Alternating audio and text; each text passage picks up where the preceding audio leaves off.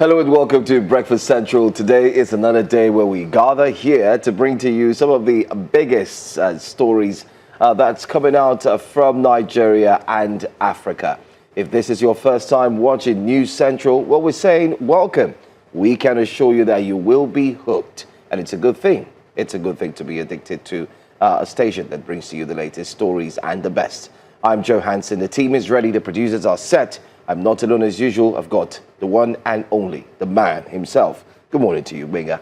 Good morning, Joe. It's great to be back on this wet Wednesday morning in the city of aquatic splendor, Lagos State. Yes, it did rain a lot throughout the night, and I'm sure quite a lot of Lagosians will be struggling to get to work this morning. But we're here to bring you the latest news information, insightful analysis on the biggest stories happening in the land. And one of such stories, it's, would I say, shocking? I mean, it's shocking and brazen, because we have a new Inspector General of Police, and I can't believe men of the Nigerian police force, yes, they're in the news again for negative reasons, acting in such a way. But the good news is that those responsible for this will be dealt with, as promised by the high authority of the Nigerian police. We would do that in the course of our discussions today. But welcome once again. It's great to be back here on a Wednesday. It seems this week is running really fast. I don't know what's going on. It is, actually. I must be honest. Very fast. I mean, today is Wednesday already. And the more it's running faster, the more closer it is to the Independent National Electoral Commission's deadline for registered parties. And the more we see more parties going through a lot of challenges. Just yesterday, the political parties, I'm trying to remember all of them put together, but let's just focus on one of them. I mean, you have the Zenith Labour Party, you have all of them. They're threatening to delist to deregister them. To register from the 2027 elections, and you're wondering why. Why would one put out that kind of suit and so on? But there are points that they've not been able to meet up with some of the deadlines. They've not conducted their own. But they've taken this to court. They want to yes. use the judiciary Yes. to deregister them. Now you wonder if the judiciary is actually INEC or not, because they're dealing with so many political issues. So many, and that will make you wonder if truly we're going to see an easy process ahead of the 2027 elections. But that's just one bit. I guess the ADC is also in the news. They've written to the Chief Justice of the Federation of Nigeria. They've told her what's going on with the case.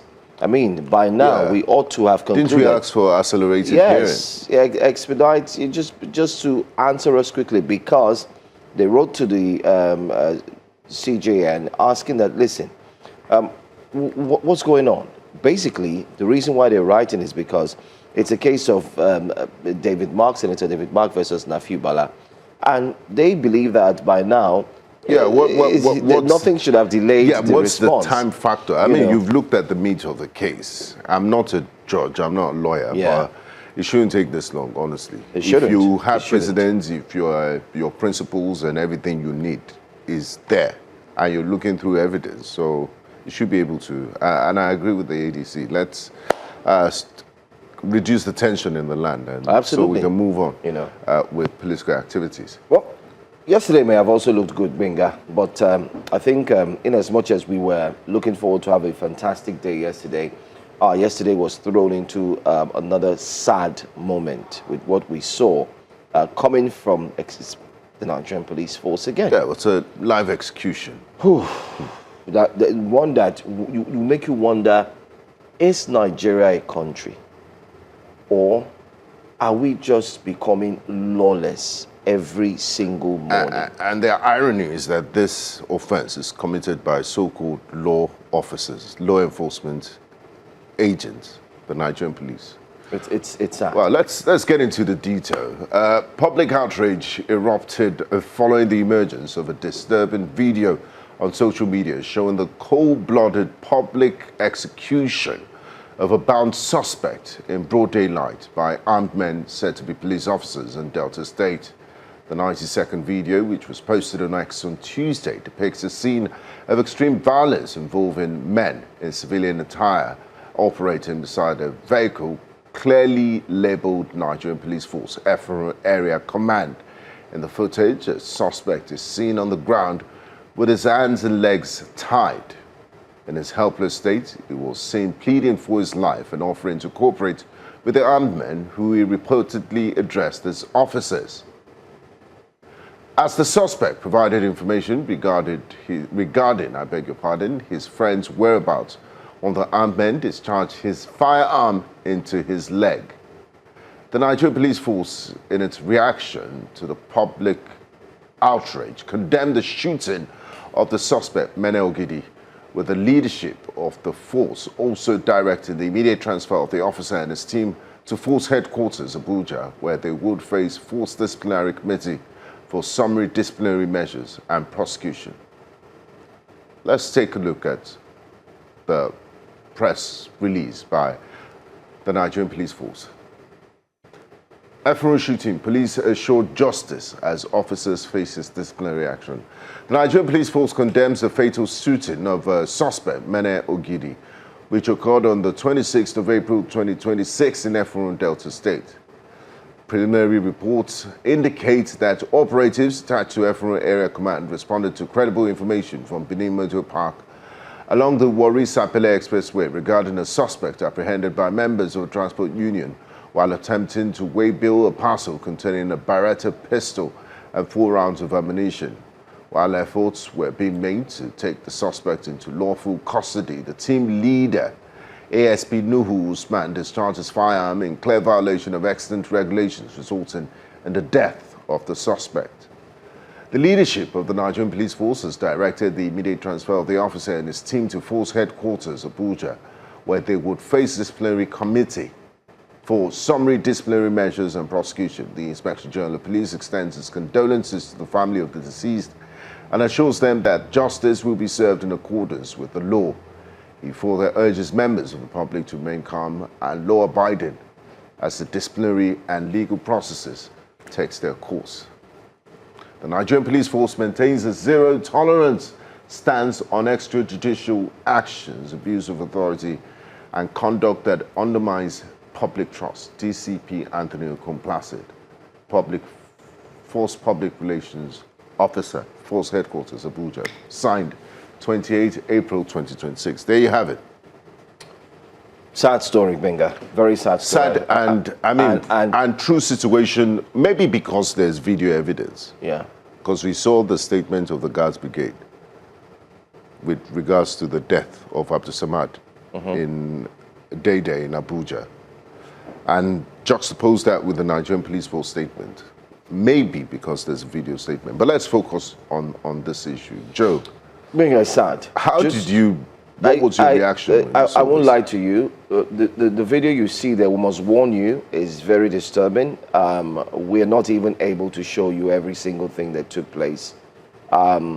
We decided on our own, of course, looking at the broadcast ethics, not to put that video out there. But if you're one of the persons who took the courage, the strength, the resilience, the ability to watch that video online, because it's been circulating every single space, then I can say that you are in for an internal battle, because you're going to fight with your internal self, your who you really are, your conscience, regarding what you saw. It's sad that just 24 hours, we were here just yesterday discussing the story of Abdul Samad Jamil, who was killed. And it happened in a manner and a way that is completely condemnable. Up until date, we're still waiting for the army and the spokesperson to at least address Nigerians, at least to make it clear to Nigerians that those who carried out that evil act are actually under complete investigation to find out what had happened. And to also retract that initial statement. And then exactly, the next thing to do is to apologize for having been quick to put out a statement without having the necessary facts, and stating clearly to Nigerians in building trust to inform them that going forward, we would ensure that such will never happen again, but justice must take its course and carry Absolutely. Nigerians along from the orderly trial, name it, down to either it's going to be handled by whichever means, but Nigerians must see the end of that story. Step by step. And you promise that you give step-by-step accounts. That this is where the press come in. So you ensure that all the press, members of the press, the media, they get this information week in, week out. That's one. We're not even done. The mother is still crying. And here we are again, an officer of the law, ASP Ogbegbe, now takes it upon himself. The story is shrouded in a form of, you just cannot explain. Someone receives a way bill. He goes to pick up the way bill. In picking it up, they say, open this way bill. He says no. Okay, with back and forth conversations, they alert the police. The police shows up, open the way bill. Behold, there's a pistol in the way bill. Okay, fine. What do you do? He's a culprit. Isn't that so? Yeah. So you arrest him. He says he has no knowledge of what was inside the way bill. He was sent by a friend to pick it up.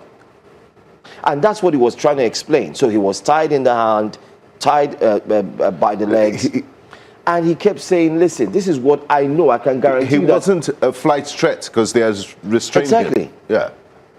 So he couldn't run. And the point simply was, they said it was sent by the CP. They were asked to go and bring him into the police station. That process simply means when they bring him in, the victim, the dead victim now, or the dead culprit was simply saying, listen, I can take you to this friend. He was saying it in that Yes. video. I don't know anything about it. I was just sent to pick it up. I can take you to the person who sent me to pick this up. It simply means that if you follow the trail, you would uncover the real story. I mean, it's simple and logical. But while this young man was begging, asking, please, I don't know about it, he was shot in the arm. Bleeding, he was now taken as well to the police station, I hear, or something. And then eventually, 3 bullets were wasted on this man and he was unalived. Just like that. And the saddest thing is that this was being recorded. I mean, if there's any case of what this shows is that either ACP Nuhu is complicit, because I mean he's not a flight risk. He's been bound. He's been restrained. And you can carry out your investigation. Look at them sharing bullets. All sorts of summary execution. Giving him bullets to load the gun. Yes. You know, so it's not just the person that pulled the trigger. It's the entire team. And I'm happy that they have been summoned to force headquarters in Abuja. And we would like to see the end of this case. And they should be made examples of. Say no to extrajudicial killings. And what this shows you, the casualness, the body language of these officers while they were carrying out this public execution is, you know, they didn't even fret. It shows you that they have been doing this in the past and been getting away with it, because it doesn't look like, you know, it's the first time they're doing it. A third party couldn't even plead. All the members of the team couldn't even plead for the life of this innocent young man that was executed. And cold-blooded, daylight. They were even giving him bullets. Look at the video. Yes. They were saying take. He was loading the bullets. I mean, guys, it's sad, and I don't know if it's a tough job. It's a tough job for the Inspector General of Police, Mr. Disu, because he has a lot in his hands. I think the entire police force needs complete cleansing. And I like the fact that the National Assembly... It happened in Georgia before. Yes, it might sound very extreme, but... Yes, but it happened. And immediately they took measures. These things happen. But of course, the beautiful thing about it is that whoever is found accountable or who is found guilty will definitely face the law. What happened in Georgia back then, the police officer had to spend his time is cooling off in prison. You must face the law. If it's life imprisonment, you will face life imprisonment. The family needs to have closure on this. We've not gotten closure on Abdul Samad. 24 hours or 48 hours later, we're having this one again. And then you wonder what sort of lawlessness is taking place in Impunity. different parts of the country. You're running away from bandits. Bandits are killing people. Terrorists You're in your are, house, death comes to you. death comes to you in your room. house from the ones that are supposed to protect you, and here you are again. You turn left, you turn right. It's like everywhere is completely insecure, and then you wonder what is happening at the top. No, it's about who is buying form. Politics, they bought form for so person. Oh yes, the 2027 election. I'm the We're campaign. endorsing this I'm the person. The whole place And no is sense of becoming. urgency to fix the issues that are bedeviling the country. It's really, really sad. Benga, permit me to also mention that we'll be having a bright Harrison. Edafe. The communications PRO person of yes, Delta State Police Command. of Delta State to join us and give us more details on that incident. But let's go on YouTube. Good morning to our YouTube audience. Benga, we forgot to greet them. So. Good morning. Monke Chukwemeka, good morning, guys. He says, good morning to you too. Saint Mrs. Johnson says, good morning, Breakfast Central. Good morning to you too, and thank you so much for being here. The other day it was the army, now the police killing somebody extrajudicially. What rubbish is this? So says Monke Chukwemeka. Michael says, I put it to the police that ASP knew shot the suspect to prevent him from naming the owner of the Beretta gun and who may be an accomplice of ASP knew Nigeria is irredeemable. And people were saying that online as well, because there was a part where he was about to mention some things, if you watch the video, and he wasn't even allowed to explain further, and he was shot. So people are saying, why didn't you allow him talk? Yeah. After all, it's part of the police's duty. When you To catch a investigate. suspect, you do, exactly, you interrogate. Yeah, So, and then you might even end up uncovering a wider whole lot. pool of gun runners and crime by Exactly. interrogating the suspect. So but what you I- did is to kill all evidence and end the trail there and the investigation. That's why it's called extrajudicial killing. I agree. You became judge, jury, and everything. An executioner. An executioner in one go. So this is deeper than what the eye sees. Let's see some more comments on YouTube before we go on next and see how Nigerians are reacting to that story. By the way, where is Olive? Olive is on leave. Olive on leave. Olive is on a little break. She'll be joining us pretty soon, okay? This is one of the scary experiences that we have seen this past weeks. Just yesterday, a soldier shot a civilian inside his house, and now Nigerian police pulled the trigger on another civilian in handcuffs, and even while they know people are recording them. Exactly. You can clearly see the mobile phones there, and then the brazen, that's why I said this is probably not the first time they're extrajudicially executing someone. That the casualness of it, even in the presence of mobile phones recording their act, very terrible. And this should send a message to all men and women of the Nigerian police force that this will not be tolerated. Any sort of abuse. You're not above the law. It's a voluntary police force. Just because you signed up to be a policeman and your job allows you to bear arms doesn't mean that you're better than the next Nigerian on the street, or you have a right to abuse them. This is wrong and should be condemned, and I'm happy that the authorities have acted swiftly. And I believe IGP Tunji Disu, he's a man of integrity, and we'll see that this case is, that justice is served in this case. All members of that team should be apprehended, and they should face the full wrath of the law. Let's go back to YouTube. There's always a hidden story to situations like this. Firstly, who has the audacity to video something like this? That's to tell you that their superior permits and is fully aware of what is happening. So says Abdul Jai Ibrahim. Omo, they get mind, and it shows that there is no rule of law in Nigeria again. I can tell you for the fact. I will not be surprised that even right now, those police will be sure that nothing will happen. Well, something will happen. Something must happen, because we do hear the reports is that they've all been transferred to Abuja to face Force headquarters, disciplinary hearing. hearing. But aside that, like I said, we'll have the PPRO join us and we'll have more conversation. Let's go to X and see what people are saying on X about this very horrible sight and scene. Very quickly, always a bride. Okay, anyway, Aliyu, your attention never reach elastic limit by the number of times it's been drawn. Okay, trying to understand what he meant by that. Is he facing disciplinary action for covering evidence or murdering a suspect? Well, he's going to face both of them. He's going to face both of them. Because one, why did you kill him? The question starts from there. Why would you kill someone who was ready to divulge? Who was not a threat to your life. He was telling you, I can take you to the person who sent me. It wasn't in self-defense. It wasn't running away. Even if he was fleeing. I mean, no, Mike, this is horrible. This is horrible. Anyway, seems the police and military are in competition with the bandits and Fulani headsmen killers now.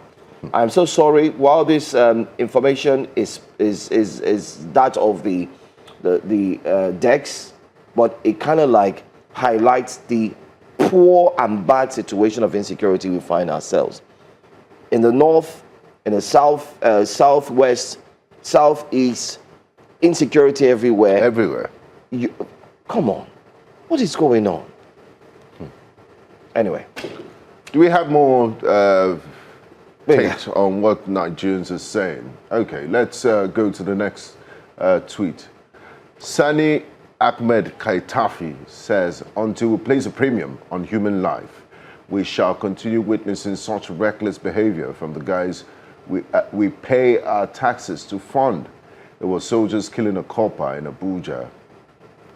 What happened to the tweet? In Abuja 2 days ago, and now it's the police killing a young man, like we highlighted. I mean, it begins to, I'm not surprised by Sani's statements. You begin to question what's the sanctity and the value of a Nigerian life.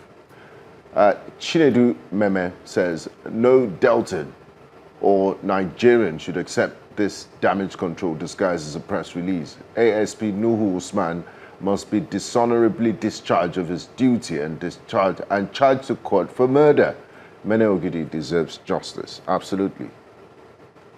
And Harrison Gwamishu says, Nuhu Usman and his gang attacked you, Area Command Efro Delta State, brutally and extrajudicially killed yet to be identified young man yesterday. We now know him as Mene Ogidi.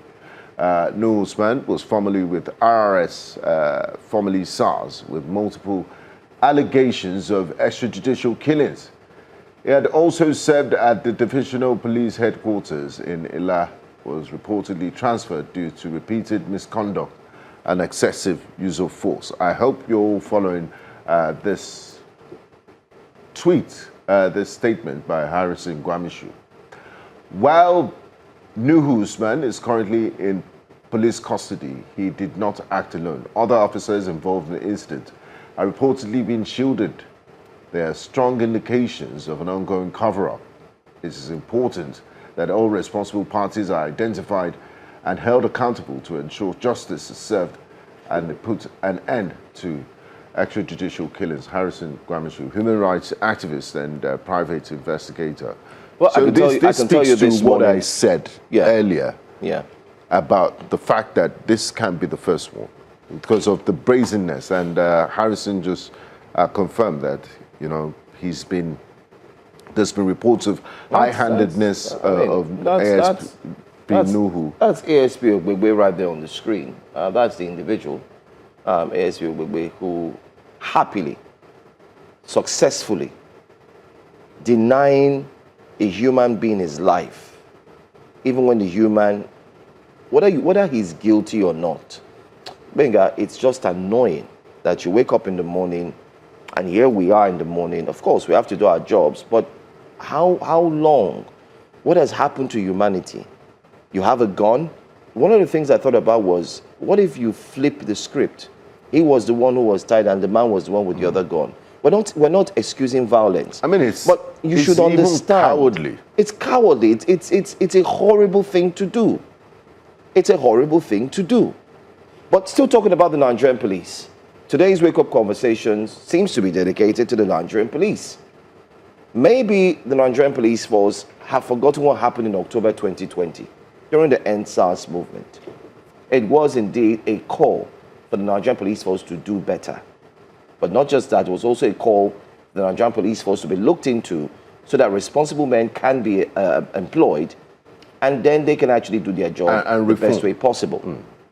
But let's go to this one.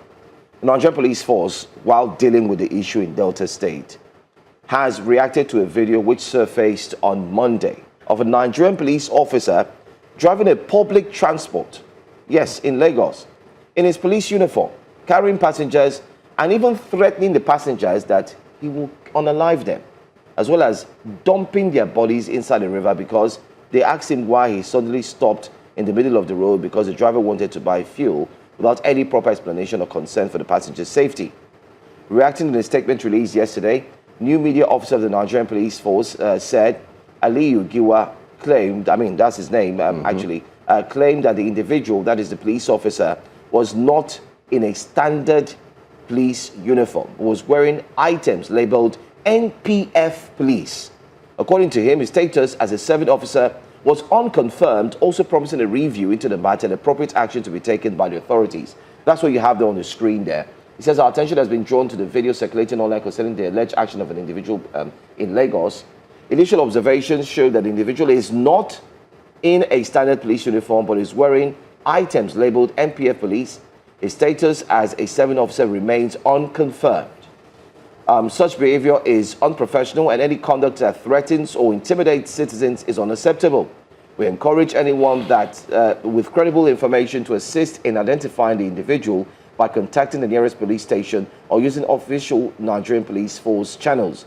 The matter is under review and appropriate action will be taken based on the established facts. If you've not seen the video, let's do you the honors and watch this video.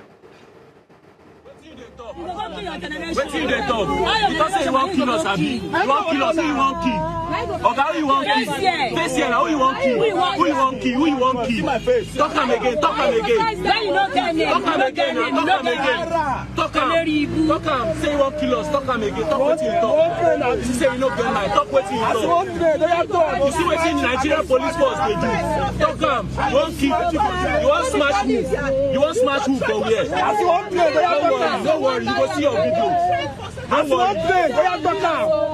For your full boss. You dey follow full boss, they argue. You won't kill us. You won't kill us, abi. You won't kill us. As you won't play for online now. As you won't play. As you won't play. Talk am again. This policeman is a policeman. You dey mad. You dey mad. Look here again. Look here again. Look here now. You go die better. Why you dey hide your face? Look here. As you won't play.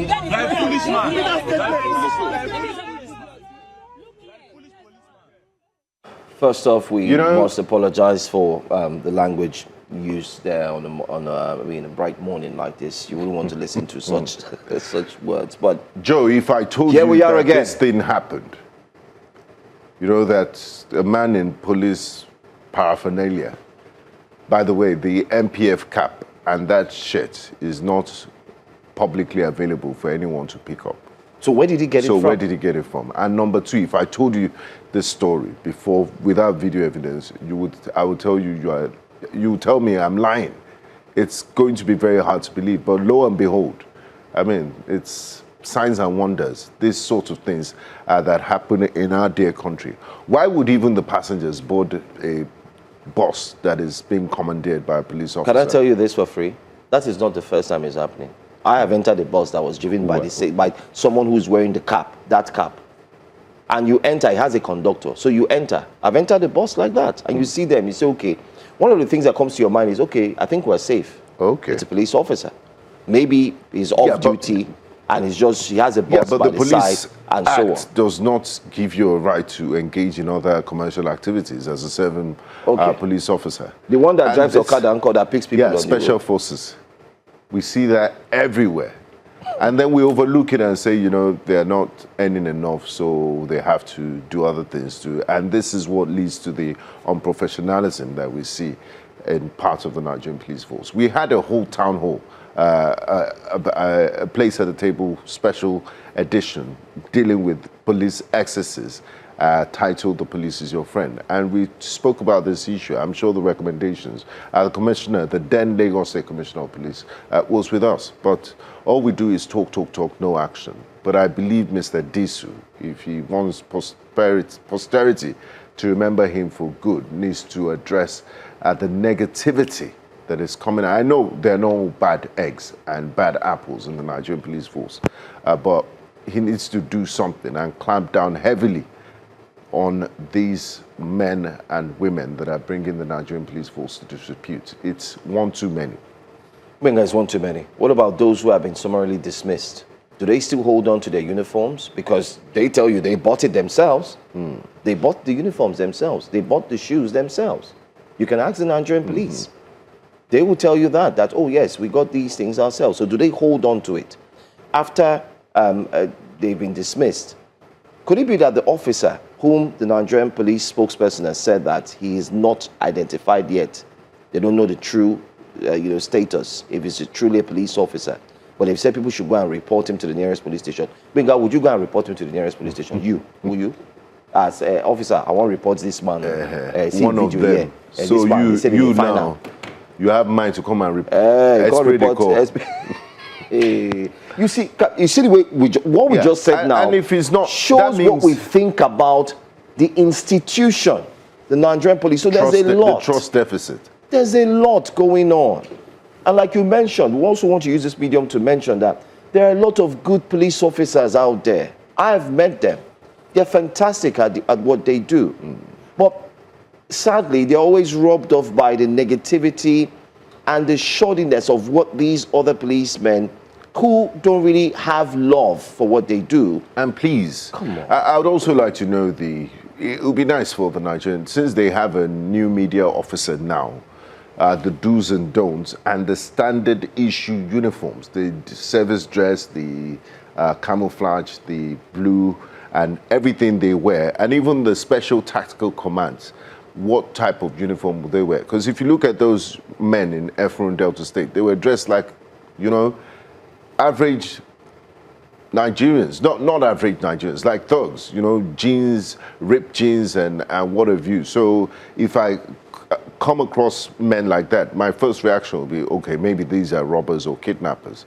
So we should be able to distinguish and identify properly dressed Nigerian policemen from civilians and others. So just because you carry a gun does not mean you're a policeman. So it's also part of those issues they should look at. And please, we talk every day. We're tired of talking. I mean, us on this side, that's the best we can do. That's all. Talk and advocate, but please let everyone do their job. Let the police authorities call their men to order and make them act responsibly. Please. Let's quickly see what Nigerians are saying, reacting to this story as we're set to bring to you our top stories for today. Our Nigerians reacting to that story of the police officer who was engaged in public transport. This is okay. I think we took this tweet in the initial one. We've taken that before. Let's see if we can get the tweets corresponding to this. The video is 16 hours old. In that time, the MPF could have sent it to all divisions, tactical squads, and zones across the state to verify the officer's identity. But no! 16 hours later, you claim that the actions you can see with your eyes are alleged, and you don't know him? There's unknown soldier, there's also unknown police. Okay. These uniformed men, mostly of the MPF, are mostly running Oshodi-Lekki-Ajah route. You can find them around mile 2, Iyanoba, Badagry route. They use the uniform to commit traffic offenses on the road. If this is legal, I wouldn't know. And I would say I kind of agree with you, because some of them don't pay some of the legal fees on the road because they're dressed that way. So the street urchins or the area boys just, in annoyance, and they move on. The revenue boys. His face should be placed across all area commands till he is identified. So Sex Max Oma. And police brutality, Ndio Wauji says, I don't know what that means. I'm not, my Igbo is bad. So Beast says. But that's all we're going to take on Wake Up Conversations. Thanks to all who are dropping their comments online, virtually as well, those who are on YouTube. Jesse Arikbo says, everything about Nigeria disgusts me at the moment. That's sad. I'm here in a foreign country enjoying maximum peace and safety, but thoughts of visiting my own country gets me immediately traumatized. This is Jesse Arikbo, who's outside the country, saying he's afraid to come back home.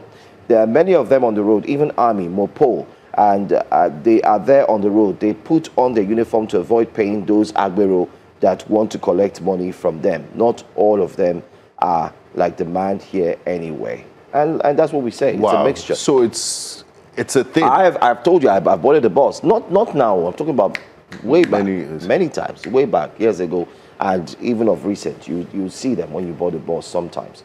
But that's what we're taking on Wake Up Conversations. Thanks for your comments, and keep the comments coming throughout the entire show.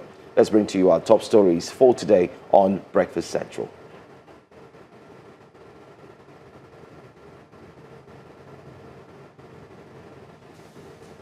Today on Breakfast Central, President Tinubu picks APC presidential nomination form for second term. Of course, someone actually picked that for him and said, let's do this. Outrageous police officer publicly executes suspect in Delta State. We're talking to the Delta PPRO. We'll be discussing more on that. And we'll be looking at Nigeria as UN condemns a xenophobic attack on blacks in South Africa. Plus, Labour Party convention, party affirms new NWC retains Usman as chairman, and then the front pages of the newspapers. Stay tuned. We'll be right back with all of these and more.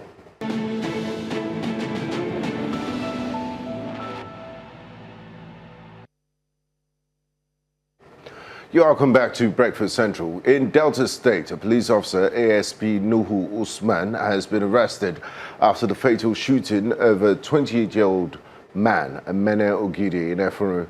The case has now been moved to Abuja, to force headquarters for disciplinary action and prosecution. The unfortunate incident occurred when operatives attached to Area Command Efuru received credible intelligence from members of the public regarding the deceased, who was reportedly apprehended while attempting to waybill a parcel containing a Beretta pistol with 4 rounds of ammunition. The police officer leading the team, ASP Nuhu Usman, in clear violation of Force Order 237 and the standard operating procedure of the Nigerian Police Force, discharged his firearm, leading to the death of the suspect. The incident, caught on video and widely shared, has sparked outrage and reopened tough conversations about police conduct, accountability, and whether justice will truly be delivered this time. We have joining us this morning for this discussion, founder, Safe City Foundation, and you could say a private security, plus one who is known to always talk tough on social media following the insecurity in the state. We have Mr. Harrison Gwamishu joining us this morning. Thank you so much for being here. Yeah, thank you. Good morning. Good morning. This video, was one that everyone couldn't hide but speak about, especially from yesterday. Now, this is not the first time we've seen extrajudicial killings in Delta State or in other parts of Nigeria. What systemic failures allow such incidents to persist despite repeated condemnations from police leadership? But first, we'll allow you to break it down for us. Who is ASP Ogbegbe, and what really transpired, so we can get the true story, because we realize that you have more details on what may have happened. All right, so ASP Ogbede, as they call him, Usman Nuhu, was formerly with SARS. After the NSAS protest, they changed the name to RRS. He moved them to RRS, and then from RRS he moved to a division called Ela Division in Delta State, where he was later removed again and moved to Warri, where he became a team member with the area commander Efuru. The young man that was killed he went to pick up a whale bill. Someone sent a whale bill, so he went to pick up a whale bill on Sunday. So after he picked up the whale bill, I don't know what transpired at the park, but they said they suspected that something was fishy with the way the whale bill was looking like. So they told him to open it, which he did, and they discovered gun, a pistol with live ammunition. And then the area, the park, or that's the park, the people that works at the park, they heard him and then tied him. They now reached out to the area commander, ACP Shaba, to inform him of what transpired. Now the area commander said he now called the team, the available patrol team, to go to the park, a Efuru Park, to go and pick up Ogenemine Ogidi from, because he was being held. So from nowhere, ASP Usman was not on duty. He now joined them. He said he carried his gun and he now joined them. And when they got to the park, they brought out the boy to him, turned over the boy to them for them to pick the boy to the station.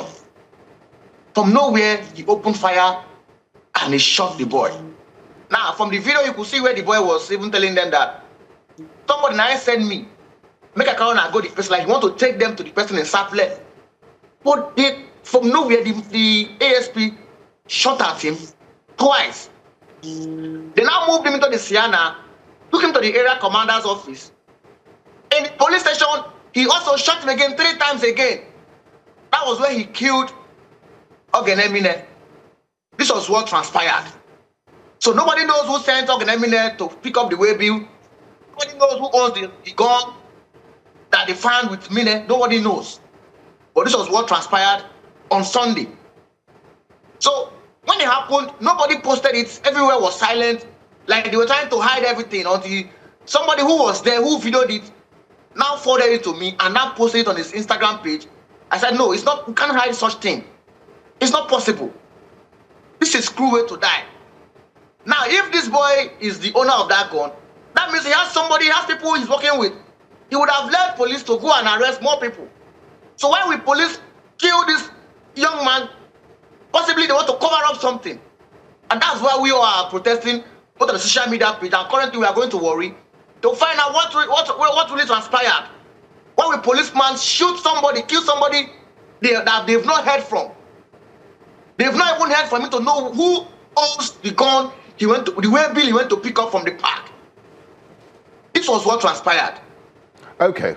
Now, Harrison, the police spokesperson, Mr. Bright Odafe for Delta State Police Command, admitted ASP Usman violated Force Order 237, which governs the use of firearms. Why do we keep seeing officers? I mean, my colleague and I did speak about NSAS and, you know, a culture of impunity. Is it a failure of training culture or command responsibility, or there's a complete breakdown of orderliness and discipline within the ranks of the Nigerian police force? And I also want us to put up this picture of ASP Nuhu Usman Ogebe. Can our producers put it on the screen, please? Because the things I want to highlight, because I don't think any serving police officer should be looking in this manner. You know, growing a beard, having tints on his beard, tattoos, you know, acting, I mean, it just shows. I mean, that's him there. You know, I don't think this is how policemen look. Now, so it shows a culture of impunity and lack of discipline. If you watch this picture, you see the way he's looking well in one of the pictures. Now, when they are in uniform, they shave, they look very, very clean. But when they are in uniform, they look very, very clean. But when they are not on uniform, they are wearing polo and whatsoever. They are like criminals. So you cannot differentiate between this guy and a criminal. Even when he was holding the gun, he was wearing a shirt, a sneakers. He was looking like a police officer. Look, people were saying, are these cultists? Are you sure they are police officers? Look at them there. It was only the vehicle you can identify that these are police officers because of the inscription on the vehicle. That's him there with sneakers and a jean shirt and a polo, carrying a rifle, AK-47 rifle in public. You can't even know if they are police officers. So it's indiscipline. Some of them now, because of the returns they give to these people in the offices, they have no control over them. They have no control over them because they are on the road to make money for them. It's crazy. This is not the first time it's happening or the second time. Now, if you remember, the NSAS protest started from Delta State. So it keeps repeating almost every year. It keeps happening. Why do you think this is happening regularly? Is it as a result of the fact that there's no discipline for any officer who violates the Force Order 237? There is no discipline. Tomorrow now, the reality is that This man has been arrested. Thank God for social media. People are talking about it now. Everybody is clamoring, okay, fine, yes, he has done this, he has done that. Tomorrow or next year, you will still send this man back to the police force. Somehow. That's the reality. People who were sacked during the NSAS protest, after the NSAS protest, they are still in service today. Nothing happened to them. So the police have nothing like accountability. They have no record. During the NSAS protest, I was a member of the panel, judicial panel of inquiry set up by the state government. We discovered that the police have no record of officers who have even served in the command before. They have no digital record. They have no record of them. So what you are seeing now is repeated. It continues again. Like it continues every day. It's not going to stop because the head, people who have at the head, are taking things from these people, these junior officers who are on the street. Now this guy is an ASP, a senior officer, but let me tell you, he's a team leader who in every week gives account to the man who is also his senior in the office. So who is not going to control who? It's not possible. So there's no accountability anywhere. So it's all impunity. That's what you're seeing now. Okay, Harrison, and also for the benefit of our viewers, let's quickly highlight what Force Order 237 means so that our viewers can truly understand. So let me explain quickly. Force Order 237 from the Nigerian Police Force, the guideline governing the use of force and firearm. Now, it was heavily revised in 2019 so that it can meet up with the human rights standards. And this is what the principles are. Number one, necessity and proportionality. Now, Force Order 237 simply means that firearms are the last resort. Force must be proportional to the threat and used only when less extreme means are insufficient. Two, immediate danger. Use of lethal force is authorized when an officer is attacked and life is in danger, the life of the officer is in danger, or to defend a person who is under immediate threat of death. And another one, protection of life. Intentionally lethal use of firearms is allowed only when strictly unavoidable to protect life. And I'll take one more, it's a lot. A suspect escape, lethal force is restricted when a suspect escapes. It is only permitted if the fleeing suspect poses an immediate threat of death or serious injury. All of these things out of the many. I'd like to take one last one, please permit me. Investigation. The 2019 revision mandates an automatic investigation into any firearm discharge or incident involving the use of force. I think ASP Ogbegbe has violated all of these principles. All of them. All of them. One, Ogenemine was already tied to his back. He couldn't flee. He did not resist arrest. He was not having any firearms or having exchange of gunshots with these people. Look at him. He was already on the floor. He was begging. He was ready to comply to them. So that's all. Nobody is saying because maybe he's guilty of the crime. We are supporting him because he's guilty. No. But he was already on the ground. He was begging. Just like the case of George Floyd in the US, where the police officers held him down. And he now died in that process. All the officers involved, were sanctioned. Just like it. Now, watch. There's no way this man would have used his firearm.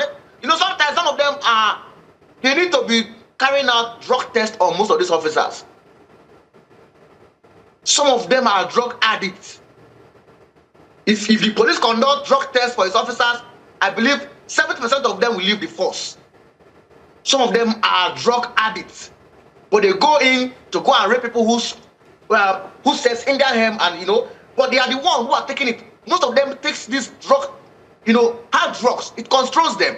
Because I see no reason why this man would have done this. There are two reasons. One, maybe he knows who owns the gun to cover up for the crime of that person. Reason why he killed this young man. That's number one. Number two, or he's influenced. Something is not acting ordinarily. Because this young man has already been arrested he was not arrested by the police. Police did not arrest this young man. They only handed this young man over to the police. for more investigation. I mean, Harrison, it's quite shocking, and I mean, I don't blame you for thinking he's acting under the influence, because this is extraordinary behavior. And also, you did earlier speak about the complicity of the police hierarchy, that, you know, maybe they give returns to a superior officer. That's one of the reasons why there's lax in discipline by members of the Nigerian police force. But what's the typical interaction of Deltas with the men of the Nigerian police force? And is this behavior only synonymous with Delta State Police Command, or is countrywide? And what sort of reforms would you recommend for the Nigerian police in order to prevent this sort of things from happening again? Otherwise, we've just wasted our time in speaking about it. It becomes a talk show. All right, so it's not just happening in Delta State. Some other states are also involved. So now, there are steps. There's a committee set up to checkmate these police infractions in the country, but it's not functional. The committee was supposed to be made up with civil society members, stakeholders, senior police officers, who their mandate was to checkmate the activities of, these officers from state to state and report back to the IGP monitoring team. All right, but it's not functional. Now, some of us who are activists in Delta State and other states, what we do is to report some of these activities to the police hierarchy, and sometimes they don't take care of they don't handle it. So I believe, number one, independent body should be set up to check the excesses of these men. I believe when they know that they are a body, when they know that there's a body set up to check the excesses, I believe some of these incidents will reduce. Like in Delta State, as at last administration, a committee was set up. The committee was set up by the former governor Okowa. It's a human rights committee where cases of police brutality are reported to the committee. Now, the committee is an independent committee set up by the state government. Now, the commissioner of police is a member of the committee. The attorney general is a member of the committee. So where there is any human rights violation in any police division or within any security agencies in Delta State, they bring this report to the committee. When we were working, we're not hearing this kind of cases like this, because they know that there is a body on ground that is monitoring. With the CCTV cameras we mounted at the police stations, and a whole lot of our team who visit the station undercover with spy cameras. When they see that, they know that there are people on ground watching us. You understand? So again, to introduce the body cam, which the new IG said they are going to introduce the body cam, so that all the officers can wear it when they are going for operations. I believe when they know that they are being watched, they are going to coordinate themselves. Aside that, training too is important, that they understand that after this police service, you are still going back to the community to become a civilian again. So you should treat citizens, with respect. But what we see in Delta State and other states is nothing. The police we are seeing today are not people that you and I can cooperate with, can say, let us work with you. This is the reason why some of us join the securities, assisting them with information, because the people were scared of the police. This kind of man now, how can you go and give information? Tomorrow he may come back and attack you. That people give us information, I will give it to the police, because the police, the citizens trust us. So we are now becoming like a mediator, the middleman between the police and the citizens. And it's not like that. A state where the citizen cannot trust its police, I think we have lost it. So at this point, the new IG, who I believe so much in him, because when he was Rivers CP, he did a whole lot to reform the police in Rivers State. I believe so much in the leadership of the new IG, and he will do a lot, set up a committee comprises of the civil society organizations and lawyers, stakeholders who are not police officers, civilians, to assist him to checkmate the activities of these men. That's some of the things I know that at least can reduce some of these police infractions in our country. Well, a lot has been said here. You also gave an information online early hours of today that not just ASP Nuhu, but the others who were involved in that video have all been moved to Abuja. Yes. Can you confirm that? Yes, 100% confirmed. Okay. Including the area commander, who is the ACP Ali Ushaba. He was the one. He was mandated to lead the team to Abuja. They're on their way. They should be in Abuja by now. They left yesterday night. They moved all of them to Abuja. Okay. Now, Harrison, you also did mention something on social media that, it's ASP Nuhu's man, that this might not be the first time he's engaging in such extrajudicial killings, and there's been reports about his high-handedness and the way he carries out and goes about his duties. Could you shed more light on that, please? No, like I said in my post, he was formerly with RROS, formerly SARS. SARS was known with allegations of multiple extrajudicial killings, reason why it was disbanded during the NSAS protests. All right. Now, the ASP Nuhu, his record is down here in Delta State. Everybody have people who are close to him. They have his record here, so it's not something hidden. Even yesterday, some officers were sending us the pictures that you saw us posting. The officers were the one who were sending us the picture. That's him. They have been warning him. And his mother is currently in the mortuary. His mother is in the mortuary. He's the only child of the Jesus. He's in the mortuary. So they've been warning him that sooner or later you will meet your work, and that's what has happened now. So maybe he's being controlled, because nobody knows. But this has been his accident in Delta State. Not just him. There are still more of ASP Nuhu in Delta. There are still more of them in Delta. So maybe this one is just the scapegoat, the one who have escaped now, but he will not escape, because just this one, we are on it to ensure that, and thank God the video is clear. Everybody saw the video. It was not doctored, and he will face the music. So he's not the only one in Delta. There are other ASP Usman in Delta State and other police command who are carrying out these activities, but without being captured on camera. This is the one we have seen on camera. What about the ones we're not seen on camera? The unreported ones? A whole lot of them, sir.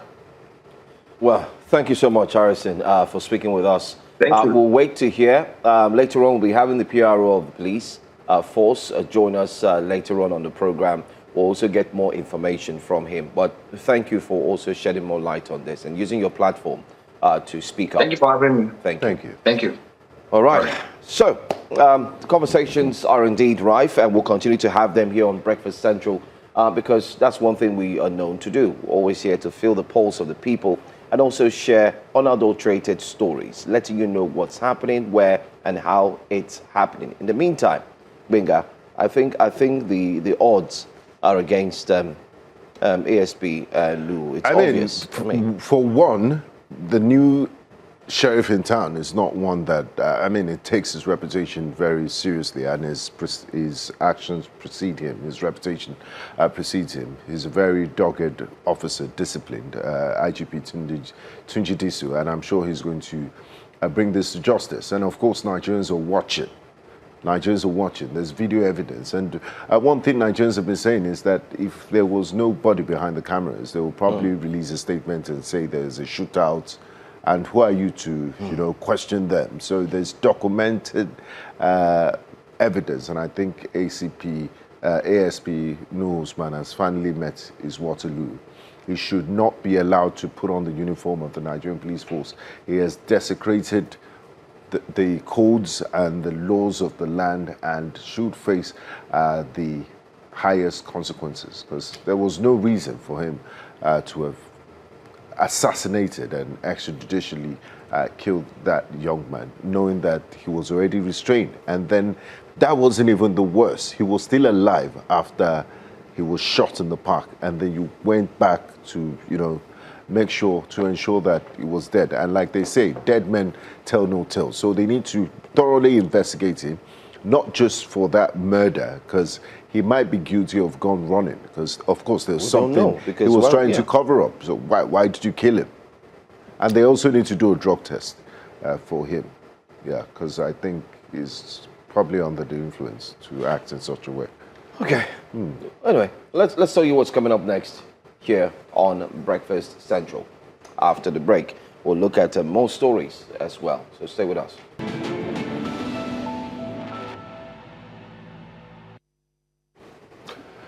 Hello, welcome back to Breakfast Central here on New Central Television. The road to 2027 is beginning to take shape, and the latest move from the ruling party is already drawing attention.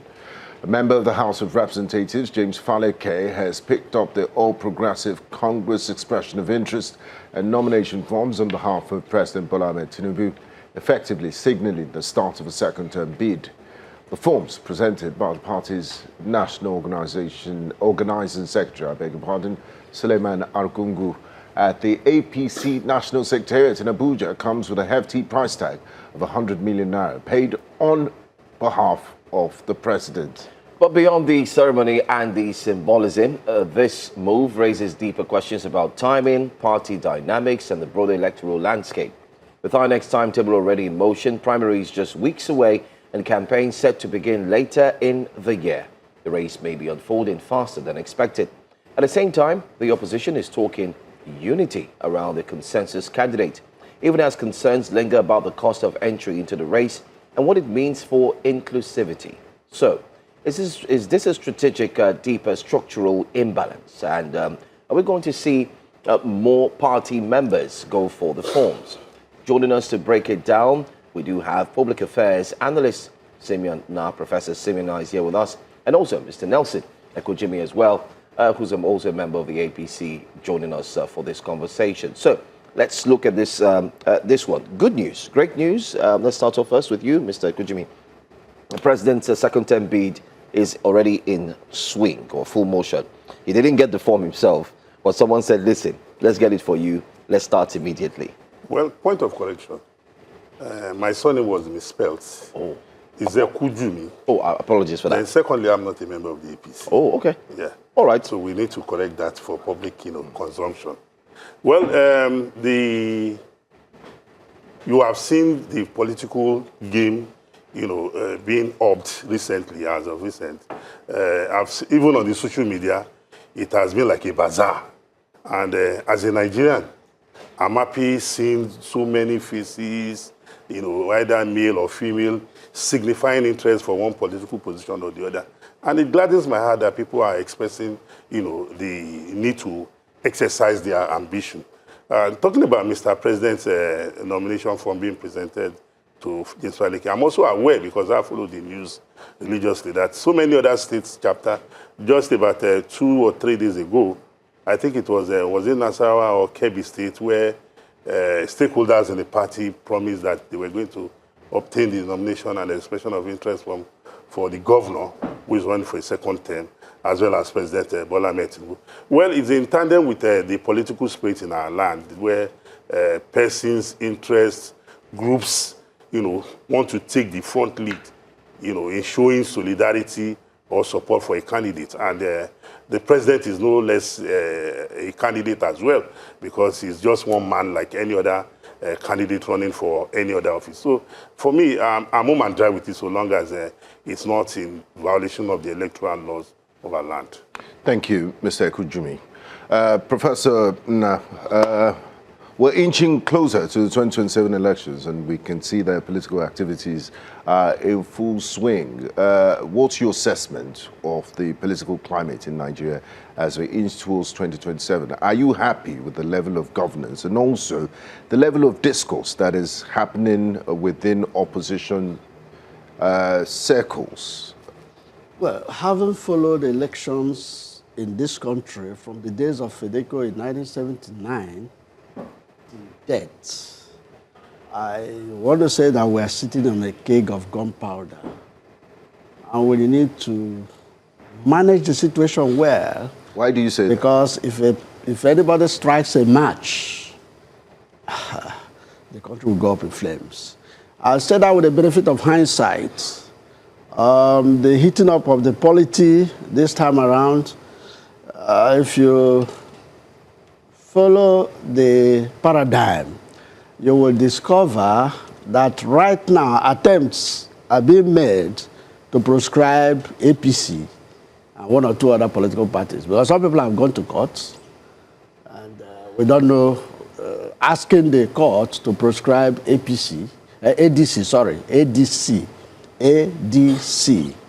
and one or two other political parties that they have infringed on the constitutional provision. That's by the way.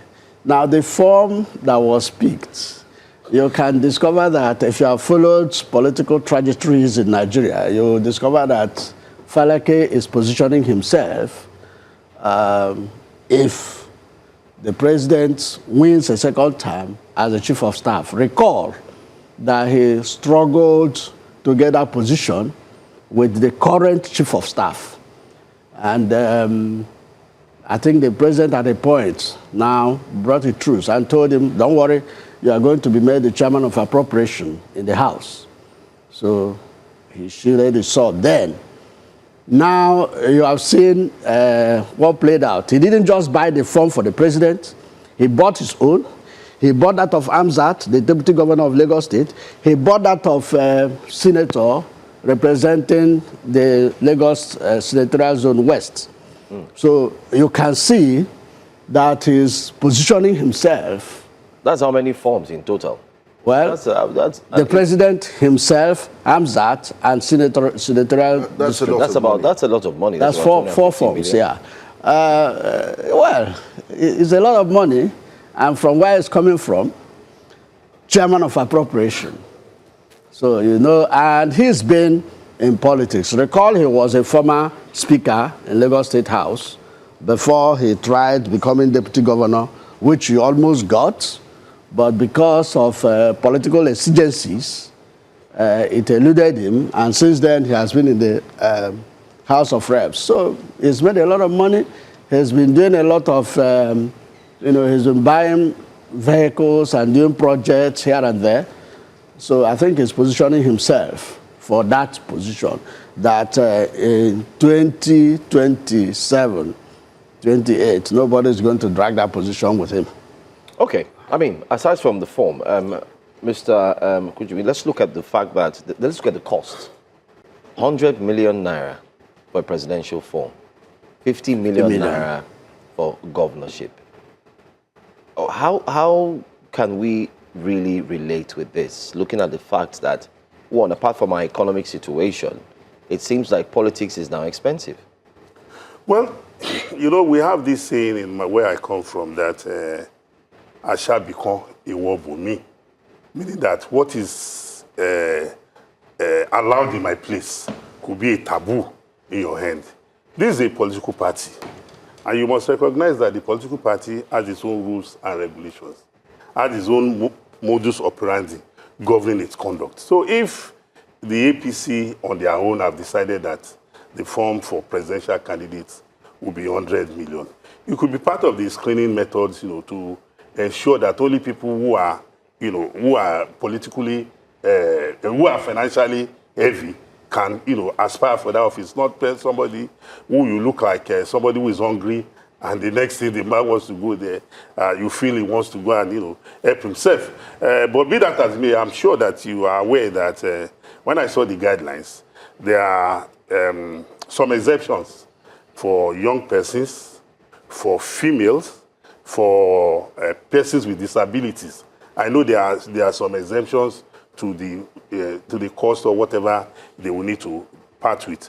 But for me, if the party has decided that 100 million is the nomination form, and members of the party have not come out to cry against it, if anybody is aggrieved or if you are vexed that the party is raising the figure to that amount, you are free to, you have a liberty to, you know, to associate with any other party that will even offer you the form for free.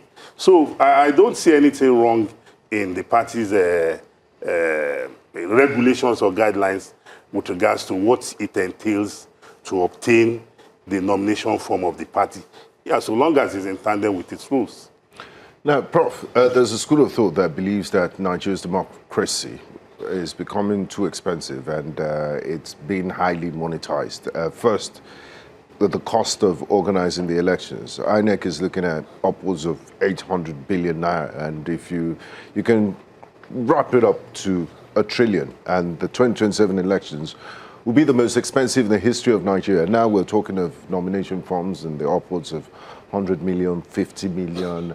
Many people believe we have lost the essence of governance, and it's all about. It's almost like an exchange. What I give you this and I get that, with the level of what they call palliatives, gifts. That discussions are no longer issue-based. We're not talking policies. That no one even knows the ideology of a party or the other. It's just. It's democracy for sale to the highest bidder. Do you agree with some of the sentiments?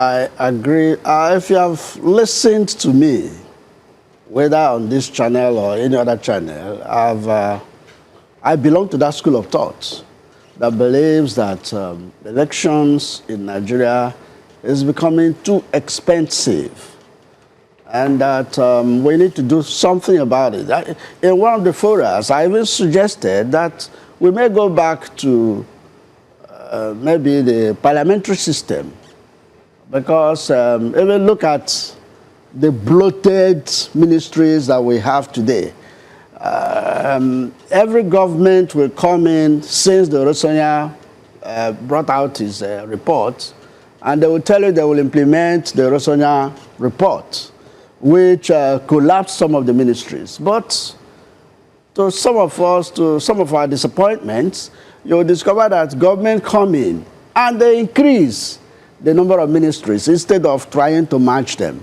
So I think these, look at how much INEC is asking for now just to conduct an election. I think it's way too much. If you look at what APC is charging for the presidency, the governorship, and other places, it didn't start today anyway. In 2023, it was the same thing.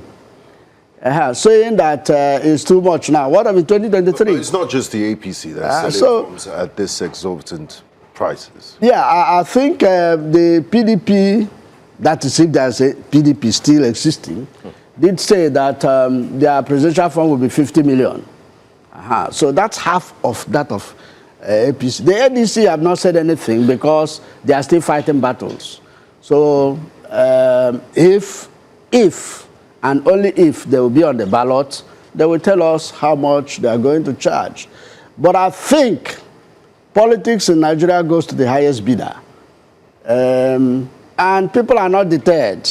Although there's one chauffeur in Edo State that said he's going to pick the presidential ticket of APC, but we know he's just grandstanding, because that's what they do.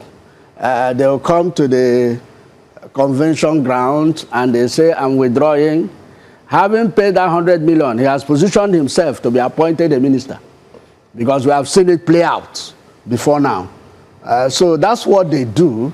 Once you can muster that finance, you now go and use it to do jamboree, just to position yourself to be appointed as a minister at the end of the day. So if we are serious about this country, I think the political drums that we're beating now should change. And let's think of how to move this nation forward. It's just like, spending so much for a wedding, and you have forgotten that there's a marriage coming. Because wedding is a dead thing. And once you spend the whole money doing wedding, you discover that at the end of the day, the marriage will collapse. Most marriages have collapsed because of how much they spent during the wedding. It's the same thing here. If you spend so much, getting to an office, when you get there, the first thing they will do is they want to recoup what they have spent during the election. And that's why we are saying, no, we can't continue this way. Let it not be a bazaar. We're not doing a bazaar here. Okay. We're doing the election for crying out loud. Let me bring Mr. Nelson into the conversation. Let's look at another aspect of this preparation towards 2027. The APC, there seems to be a little challenge within the party. We've seen former Governor Gbenga Daniel picking up the phone.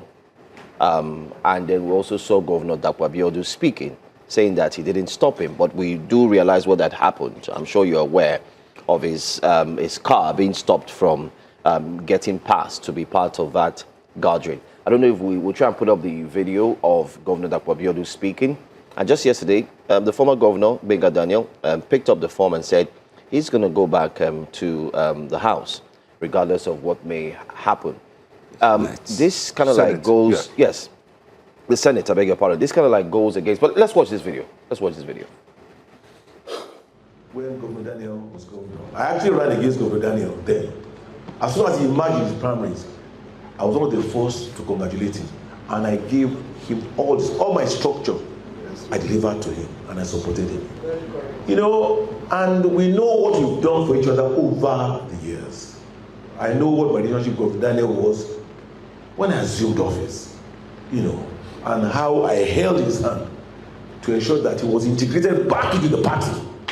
You know, and these are facts. These are facts. I know what I did for Governor Daniel to become a senator. I've never said this publicly. And I'm saying it now. I know what I did for him to emerge as senator. You know, Chairman is here. Senator Mustafa, they are here. They were the front runners in that election. You know, I know what my intervention was to get them to step down for him to emerge as senator. We entrusted it to him.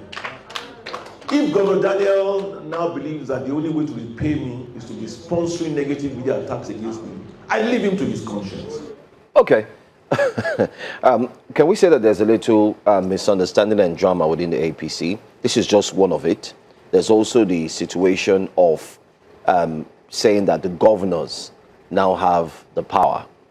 And there's this issue of consensus. And the members of the party are saying, no, what's going on? Why can't we be allowed to vie for these seats? Why must it be that the governor has the power to choose? Yes, and then there's the one in Lagos State, of course, where the body GAC is looking at, of course, putting their weight on the deputy governor. Well, thank you very much. Mr. Kujumi, before you start, we need to go for a quick commercial break. It's very important, and then we'll continue our conversation. Thank you.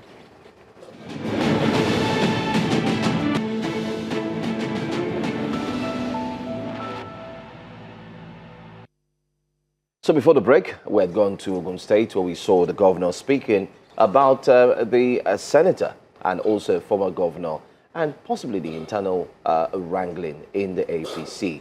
Even though there's an adoption that's been made, it seems like the former governor, Gbenga Daniel, is not going with that. But let's look at that, and then we come down to Lagos State as well.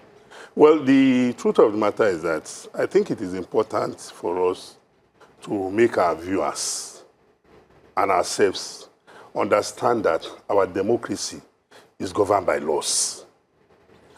You might want this to happen. Like you talk about former Governor Gbenga Daniel picking up the phone. Mm-hmm. Under law, he is at liberty to pick up the phone. Okay. Nobody can stop him. You will remember one of the reasons why the PDP National Convention in 2025, why it had crisis, was because former Governor Sule Lamido said he was deprived the opportunity of picking up a phone to contest for elective office in the party. So the Governor Daniel and former Governor Daniel and Governor Dapo Abiodun, there might be no love lost between them. But even in the midst of that, they know that they are binded by the rules governing this game. And the rule is that even as some people have picked the phone for President Bola Ahmed Tinubu, nobody can stop any other member of the party from picking up his own form. It is for them to go to the primary if the party so ascribe to that. Because the electorate has made it very clear that it's either the direct primary or consensus. So, politics is about interest. And like we always tell people, it's like we say in our Yoruba language, àtàrí àjànàkú kì í ṣẹrù ọmọdé. You know, this politics is for the lion-hearted, not for somebody will wake up, oh, they are planning to destabilize my party. Oh, me coming here this morning. Some persons didn't want me to. In their prayers, it was their prayer that I should not wake up. Why is that? Look, that is life for you. Have you forgotten the song by Chief Commander Bilizobe? He said, even as a small child, when you are playing and you mistakenly or intentionally, through truancy, you destroy things, you know how people will look at you. Some person will look at you as if they should slap your head off your neck. So when people wake up and all they do is to cry wolf, to cry, oh, we are being intimidated. No, you see, public life is about challenges. It's about contestation of interest. I'm a public affairs analyst, for example. I write and I speak. I know what people say about me. In fact, when my students see some of those things, they will say, Daddy, see this one is saying you should die. I said, Daddy, when you are in public space, you should not be bothered once you are focused on what you are doing. So, Governor, the issue there about whether Governor Daniel's interest or former Governor Daniel's interest or sitting Governor Dapo Abiodun's interest, the fact of the matter is that there's a rule governing the party. If you don't comply with that rule, you are running on your own lane. You are alone. Then talking of the GSC, there's no crime. The GSC said this is our preferred candidate. Any other, I saw I preferred aspirants.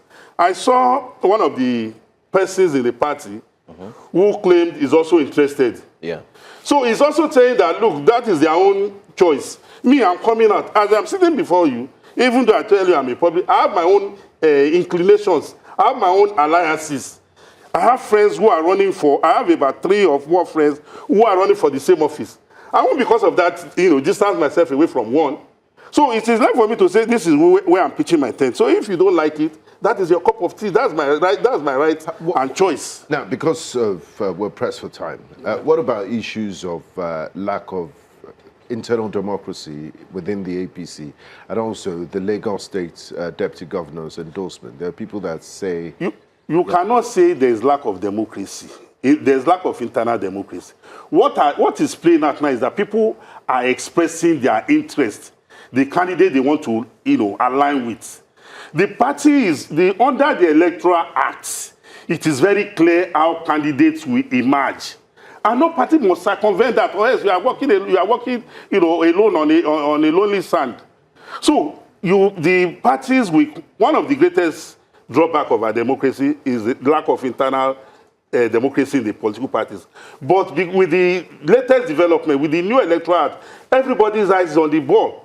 So whether you like candidate A or candidate B, it is for you to pitch your tent on the day of the primary, and the law is very clear how you can emerge through primary or through consensus.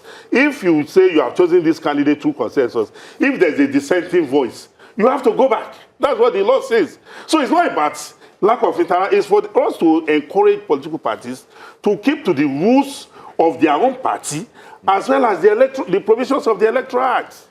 Now, finally, Prof, as we wrap up, what are your expectations ahead of 2027 elections, going by what you're seeing now and the handwriting on the wall? Well, I'd like to add to that. Going by the also looking on at the the fact that the INEC deadline is almost here. Yeah. And Senator David Mark versus the Nafiu has not been handled yet. Yeah.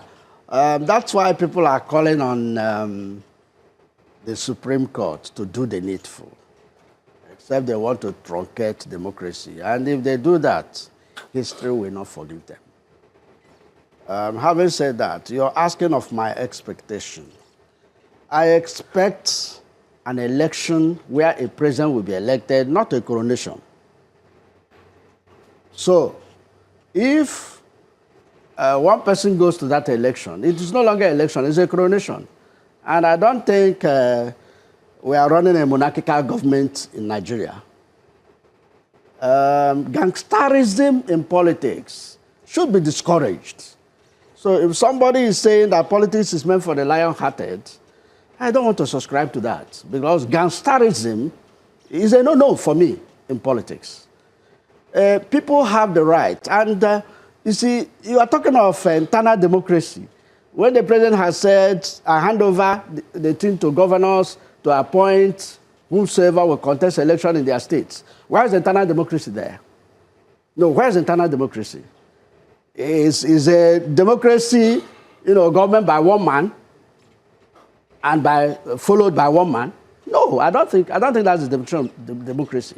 So we lack internal democracy. And until we get it right, things will begin to happen. Look at what's happening in Ogun State. The governor of Ogun State, what he said was truth, but half-truth. Because we equally know what he has done to the former governor and the senator. We know how he has demolished some of his hotels and what have you. So did he say those things? We know how he blocked him from entering the convention grounds or while they were holding a party meeting or whatever.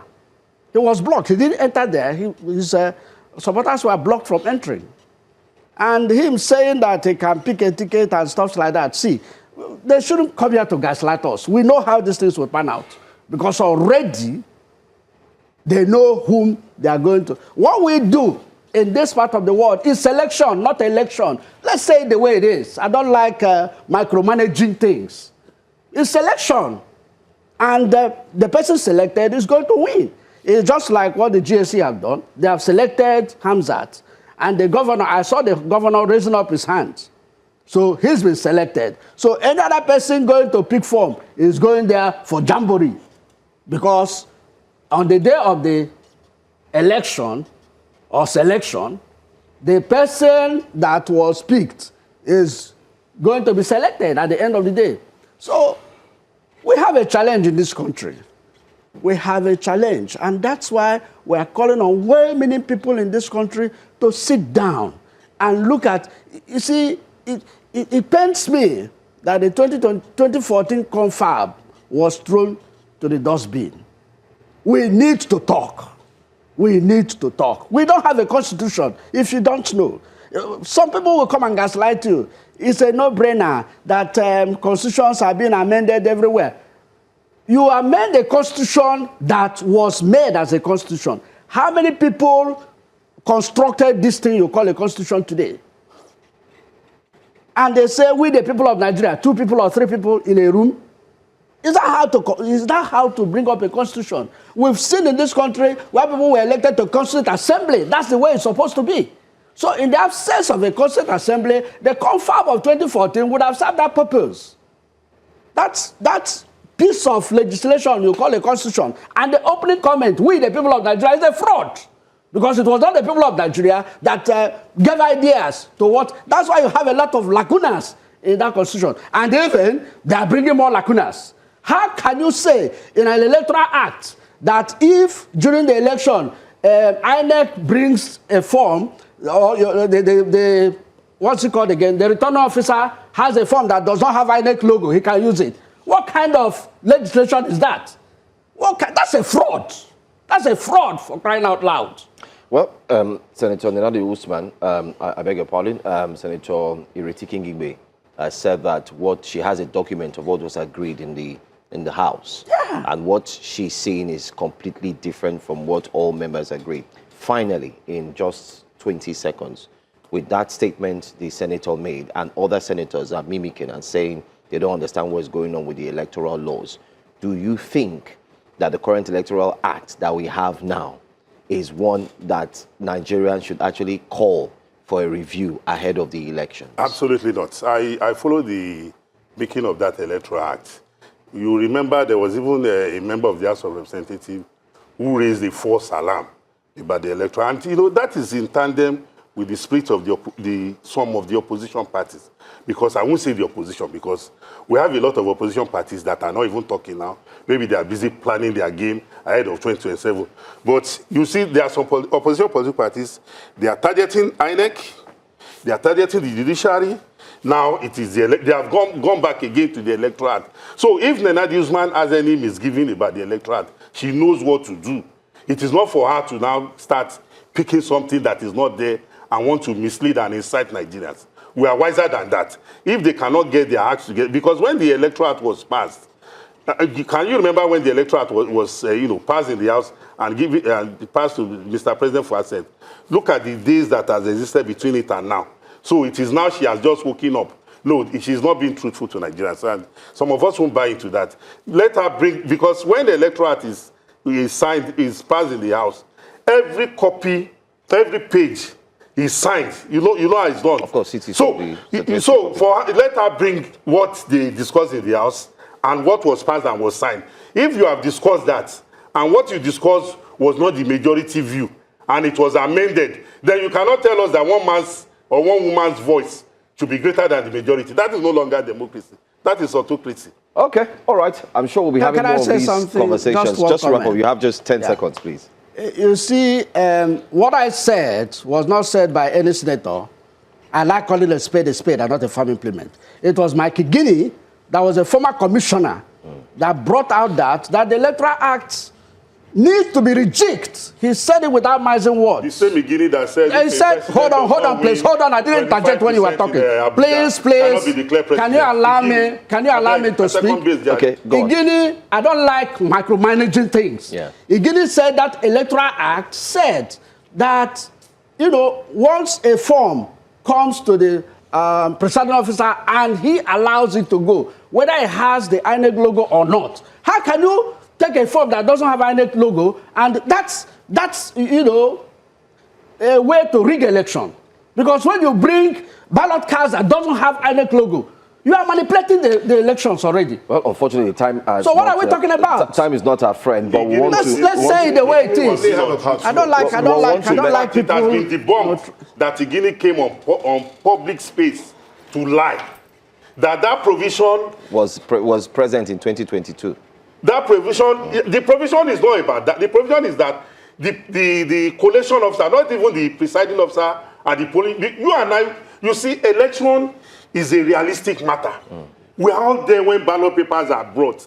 We check it. So for somebody to be telling you that I've been covering the election since 1999. So Guinea should save his message for those that want to hear it. Okay. His message is resonating with some people. Good luck to them. He's one of the people that I've seen that have said it the way it is. Professor, we're going to and he has made two people. Mr. Gujimi, we would like to invite you back. In fact, I came here to get inconvenience, but I'm always ready, even if you call me back this We're going to have a part two, and by then we're also going to have Mr. Guinea join us. Yes, so we can break that down and have a complete conversation. It's one of the people I like because we're edging closer. And as members of the press, just in case our viewers don't know, all four of us here are members of the press. Automatically. He comes out to say all sorts of things that are untrue. We'll find out. And he claims to be a lawyer. It's so sad. We'll find out. Mr. McGinney said, if a president does not score 25% in the FCT, as if the that's people what the Electoral Act says. The people in the FCT, the Supreme Court has given a judgment on. It's not what about the electoral.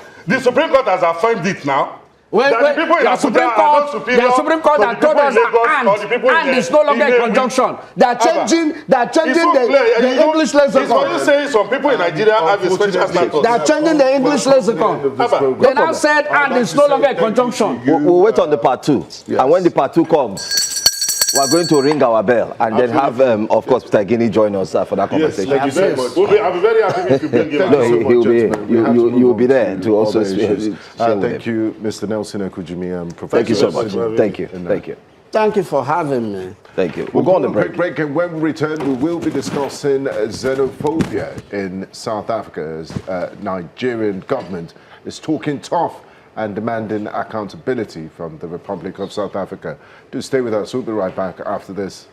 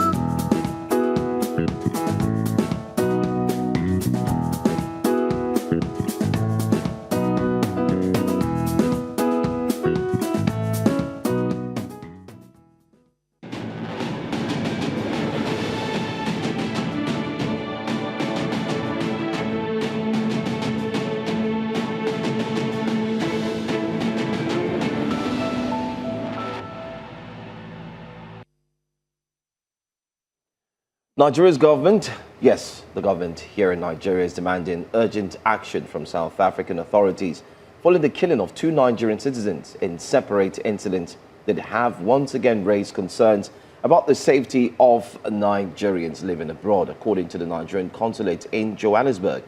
The victims, identified as Amaramiro Emmanuel and Ekpeyon Andrew, were killed in incidents linked to rising tensions involving foreign nationals in South Africa.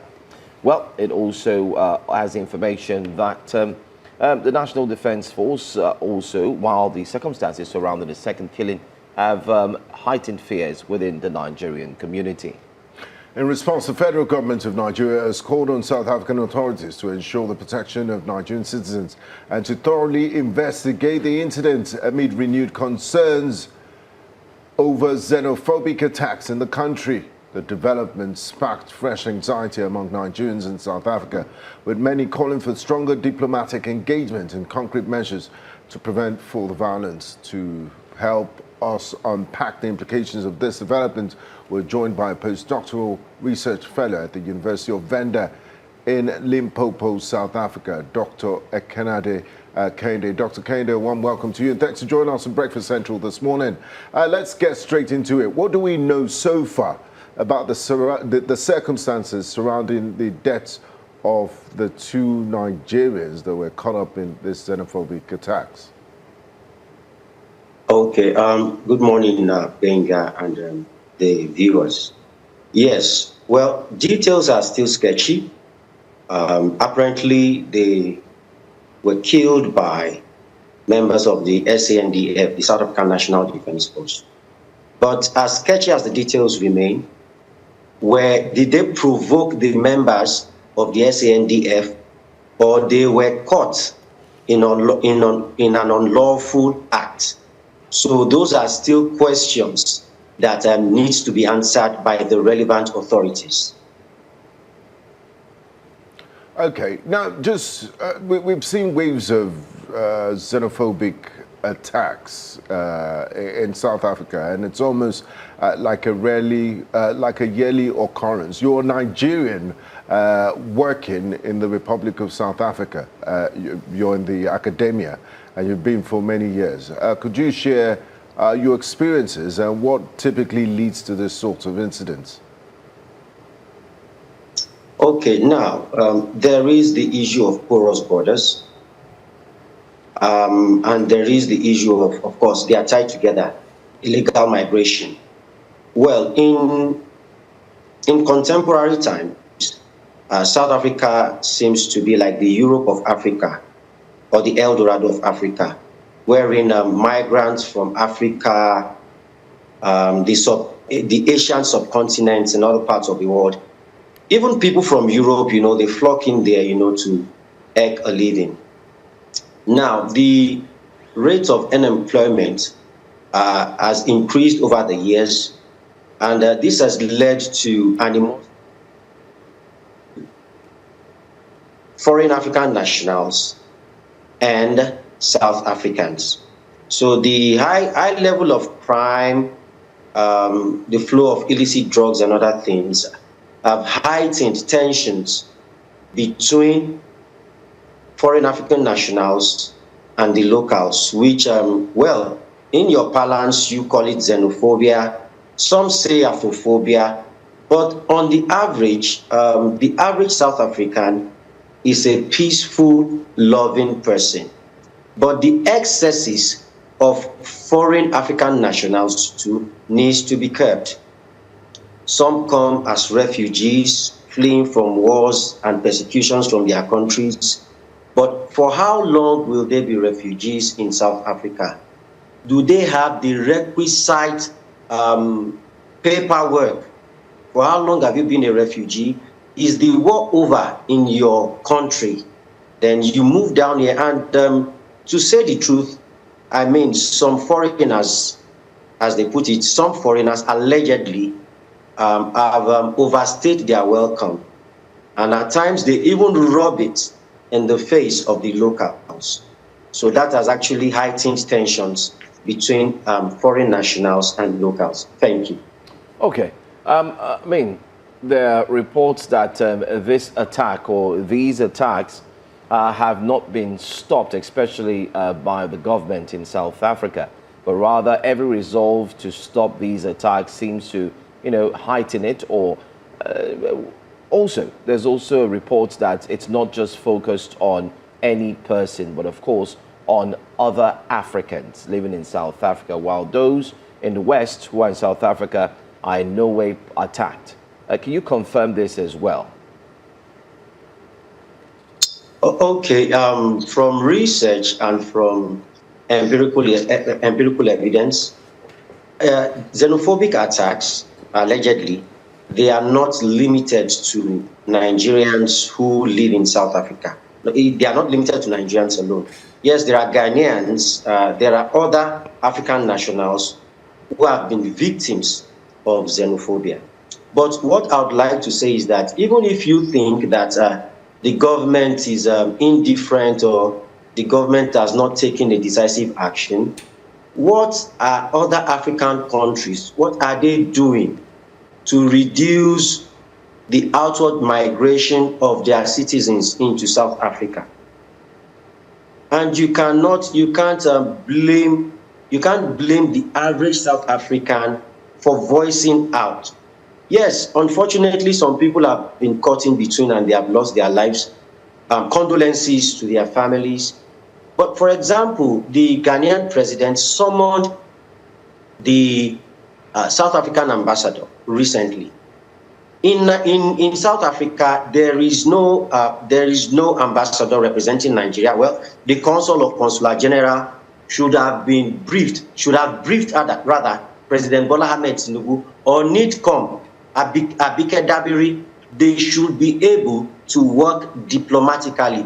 We have people in the academia. South Africa and Nigeria, they have different types of bilateral relations. For example, military cooperation, at least I think it's once in 2 years, they come together, they sit on a round table, and they forge a way ahead. So if we can have these type of meetings, why can't the government of Nigeria also sit up? Our foreign policy is weak.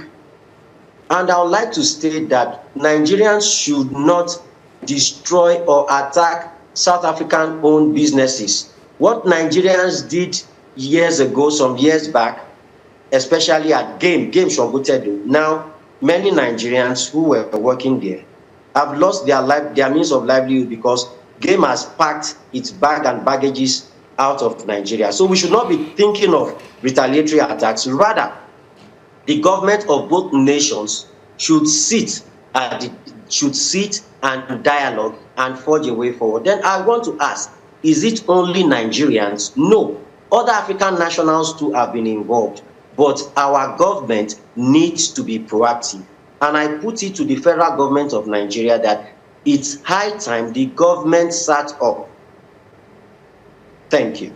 Now, finally, before we let you go, because we're pressed for time, what needs to be done to prevent this sort of occurrences from happening? South Africa is one of the most unequal societies in the world, and the whites in South Africa have 70% or more than that of the economic power, but unfortunately, the xenophobes take out their aggression against the guys in the mom and pop shop, the easy targets, the vulnerable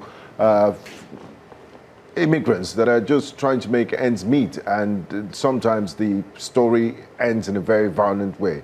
Is the South African government doing enough? Because what they do is to condemn, but are they putting in those measures? And are they, you talk about immigration, are they really tight on immigration to prevent this sort of occurrences from happening? Because quite frankly, the rest of Africa feels disappointed in South Africa because of the role they played in ending apartheid, and I feel this is a huge betrayal. Right. Oh, yes. Thank you. The South African government has stepped up efforts to curb illegal migration. The establishment of the Border Management Authority under the auspices or under the Department of Home Affairs, the Border Management Authority is doing a good job. However, the South African government too needs to reassure other African nationals residing in it that South Africa is a safe place.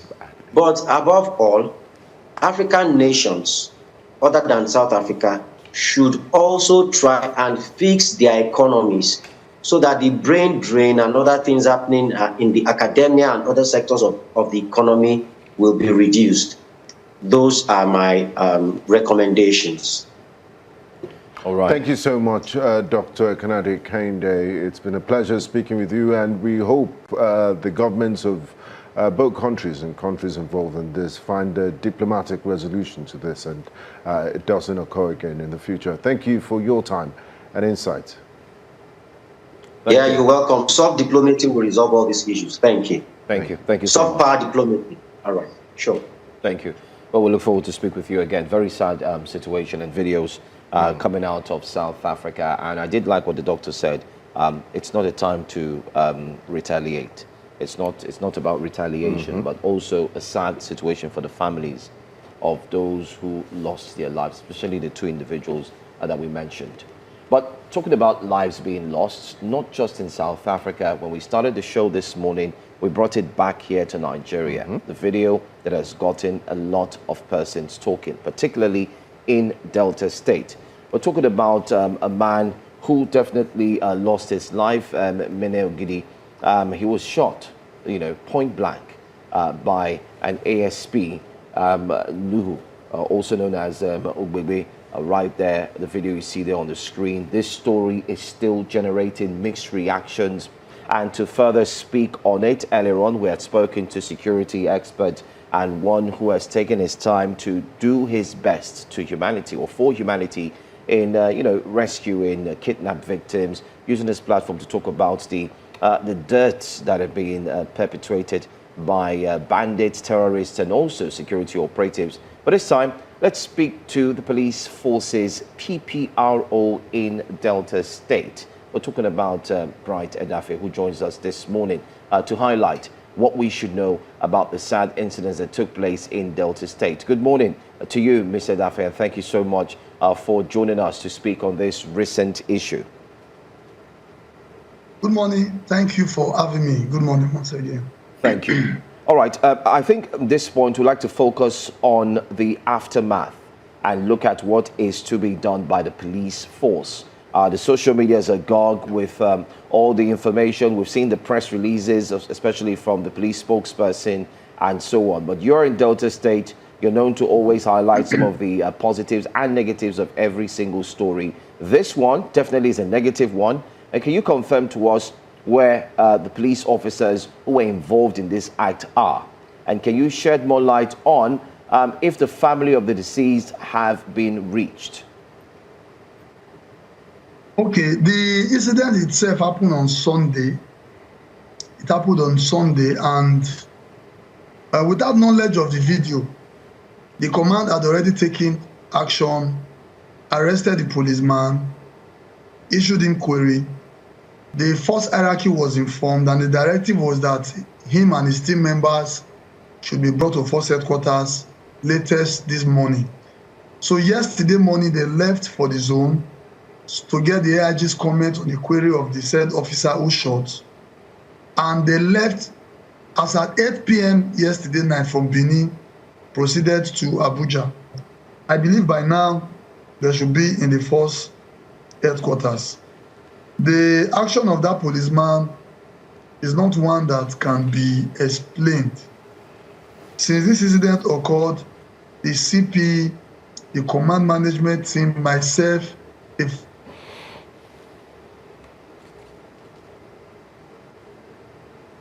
keep behind the shooting, because this guy had already been arrested, taken into custody, handed over to you. In fact, there was a part of it where he moved the guy. It was initially carried into the vehicle. He brought him out again and fired it. So one would know it's not something that can be explained.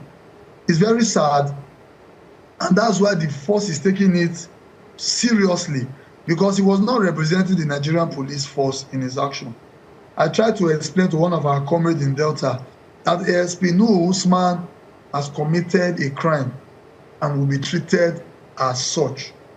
A criminal is a criminal. Whether you did it while on uniform, a crime is a crime, and they will go in for it. They are apparently at the force headquarters for the ongoing session of the force disciplinary committee that is ongoing. And I believe by the end of the day, we will hear more on that. As for the family, the command has reached out to the brother today, and we are making arrangements to pay them a condolence visit. But you know, we also have to study the environment, because right now it is tensed. They may still be angry, so that we will not be victim of attacks. So we are trying to see how to calm them down. Then we'll go and pay them condolence visit, assuring them of justice, because in this case, justice would definitely be served. Talking about justice being served, I mean, following the internal disciplinary proceedings of the Nigerian Police Force as force headquarters, what are some of the consequences for, you know, acting against the Police Act and violating the tenets of the Nigerian police? What would justice look like, and what's the prescription from the Nigerian police for officers who act in such an errant way, for extrajudicial killings? Extrajudicial killing of anybody by a policeman is strictly murder. Murder is not different from a kidnapper who murdered his victim, or from an armed robber who killed someone. Murder is murder, and it will be treated as such. In the month of April 2023, policemen on stop and search had issue with one phone seller, and from nowhere the policeman squeezed his trigger and that man died. He was immediately arrested, dismissed, investigated, charged to court, and as I'm speaking with you, his case has been concluded. He was sentenced to death. So he's on what do they call it? He's on death row now. He's on death row now in the prison. So it's not something. I wonder why a policeman would just squeeze his trigger and fire, because they know the consequence. There's nothing that scares me more than losing my freedom. That's one thing that scares me after health. I don't want to lose my freedom. Talk less of committing such a grievous crime that can take you away for life. And that's the fate of this young man. It's a process. I would not want to jump to the end, because I'm not the judiciary who will eventually pass judgment. But I don't think it will be far away from that. Now, SP Brighton, looking at that video on your screen right now and subsequent videos we've seen, many Nigerians are wondering, because we hardly see you dress in this attire, maybe because you're the PPRO. We just want to know what the official Nigerian police uniforms, the set of uniforms are like. And for officers in the field, I know you do wear tactical gears and all of that, but this looks like mufti. This could be mistaken to be kidnappers or any sort of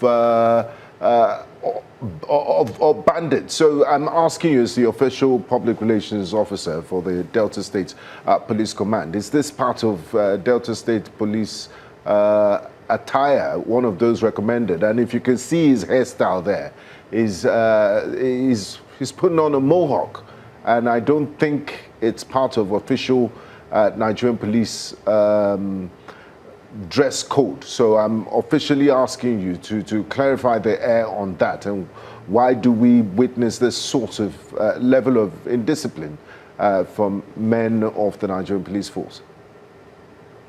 We have surveillance teams across divisions and area command in the country who oftentimes go on undercover operations. That is what they do. But I think in this case, it was an impromptu information, because the park reached out to the area commander that, sir, somebody came to Webil a parcel, and like you advised us from the message of the CP that we should search before we allow the parcel to go. On searching, we saw a gun. We have arrested him. Please send a team to come and carry the suspect. So, you know, the way, the urgency of the information, it was this surveillance team that the area commander could reach at that very point in time and say, okay, go and bring him. So that's why you are seeing them like this, because they are surveillance team that usually go for undercover operations. This is not our dress code, but as a surveillance team, when they are going for undercover operations, they are allowed to appear in a manner that they will not be easily identified, but not in an open operation like this. I think it boils down to the urgency of the call and the need to quickly go and carry the suspect before he will be lynched. Unfortunately, what we were avoiding is what this recalcitrant police officer eventually did. And I can guarantee you that he's going to dance to this music. There's no two ways about it.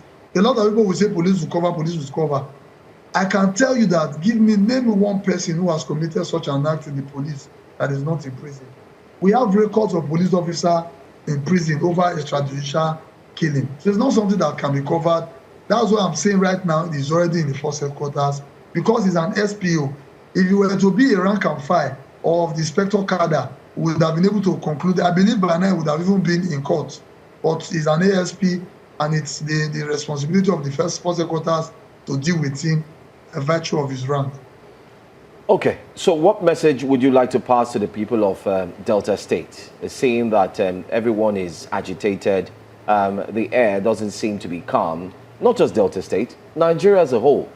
Because while we're dealing with this police issue, I'm sure you are aware of what happened to a certain young and fine man, Abdul Samad, yesterday in Abuja, who was clearly murdered by the Nigerian army members, not the army itself, but of course some officers who decided to go extra mile, jump into his building. Of course, we saw gunshots, the bullets piercing through, and then a statement was released, which the family said was false. Neighbors, eyewitnesses pointed to the truth. But Nigerians are dealing with that issue. We're dealing with, bandits, Boko Haram, terrorists, and so on and so forth. And then this one happens. So what message do you think the Nigerian police force needs to put out there? It can start from you now to let Nigerians know that, listen, the police is your friend. Is actually your friend, and police is on top of all of these things.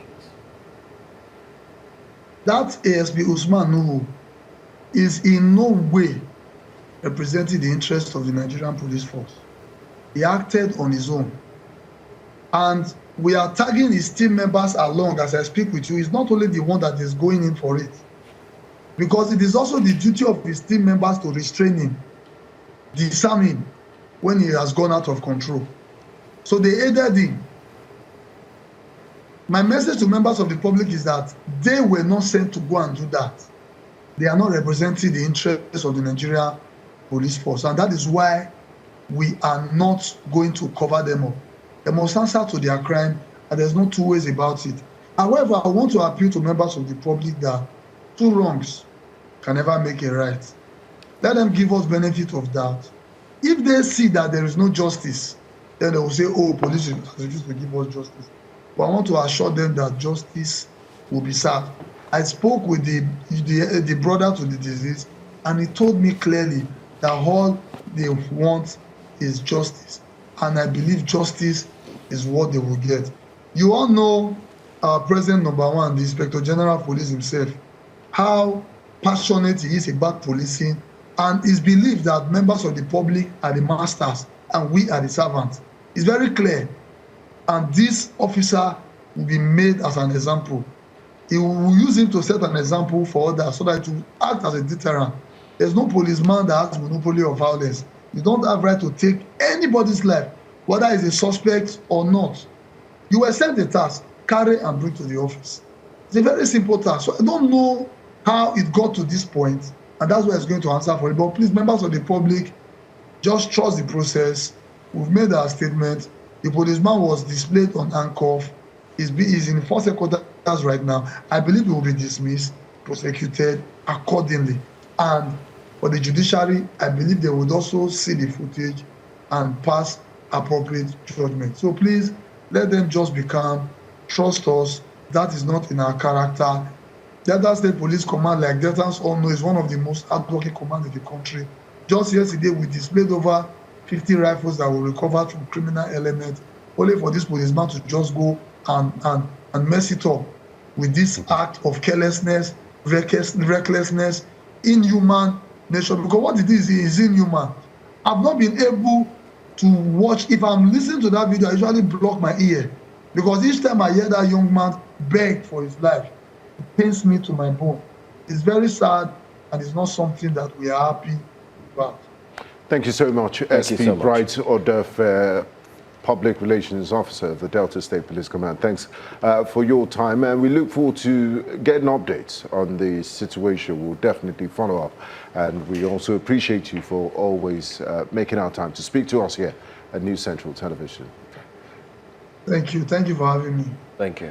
You're watching Breakfast Central on News Central Television. We'll go on a quick break, and when we return, it'll be time for us to look at the stories making headlines today at the front pages of the newspapers. So stay with us. Breakfast Central continues shortly.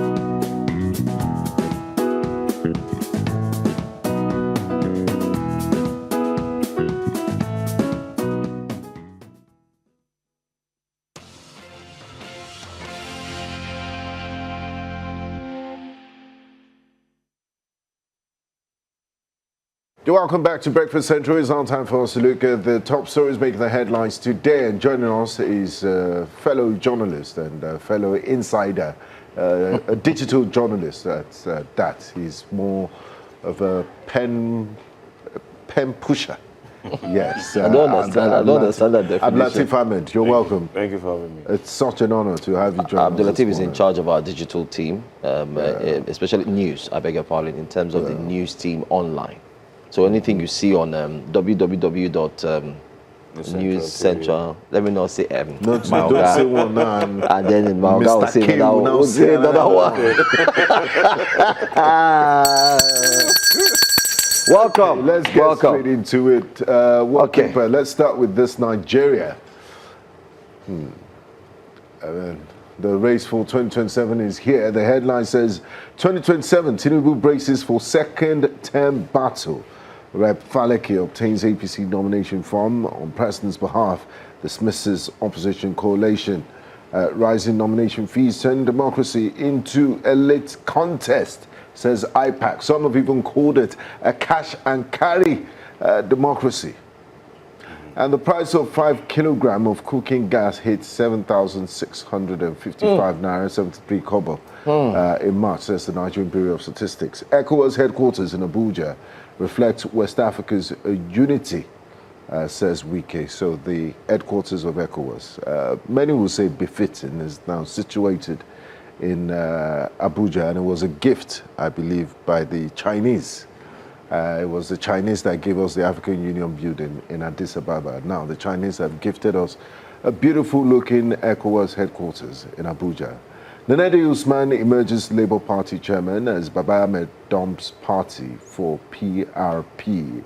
I wonder what the others, the belligerents in the Labour Party, the Lamidi Apapas and the others have to say about this just concluded Labour Party convention. And finally, ADC leadership crisis.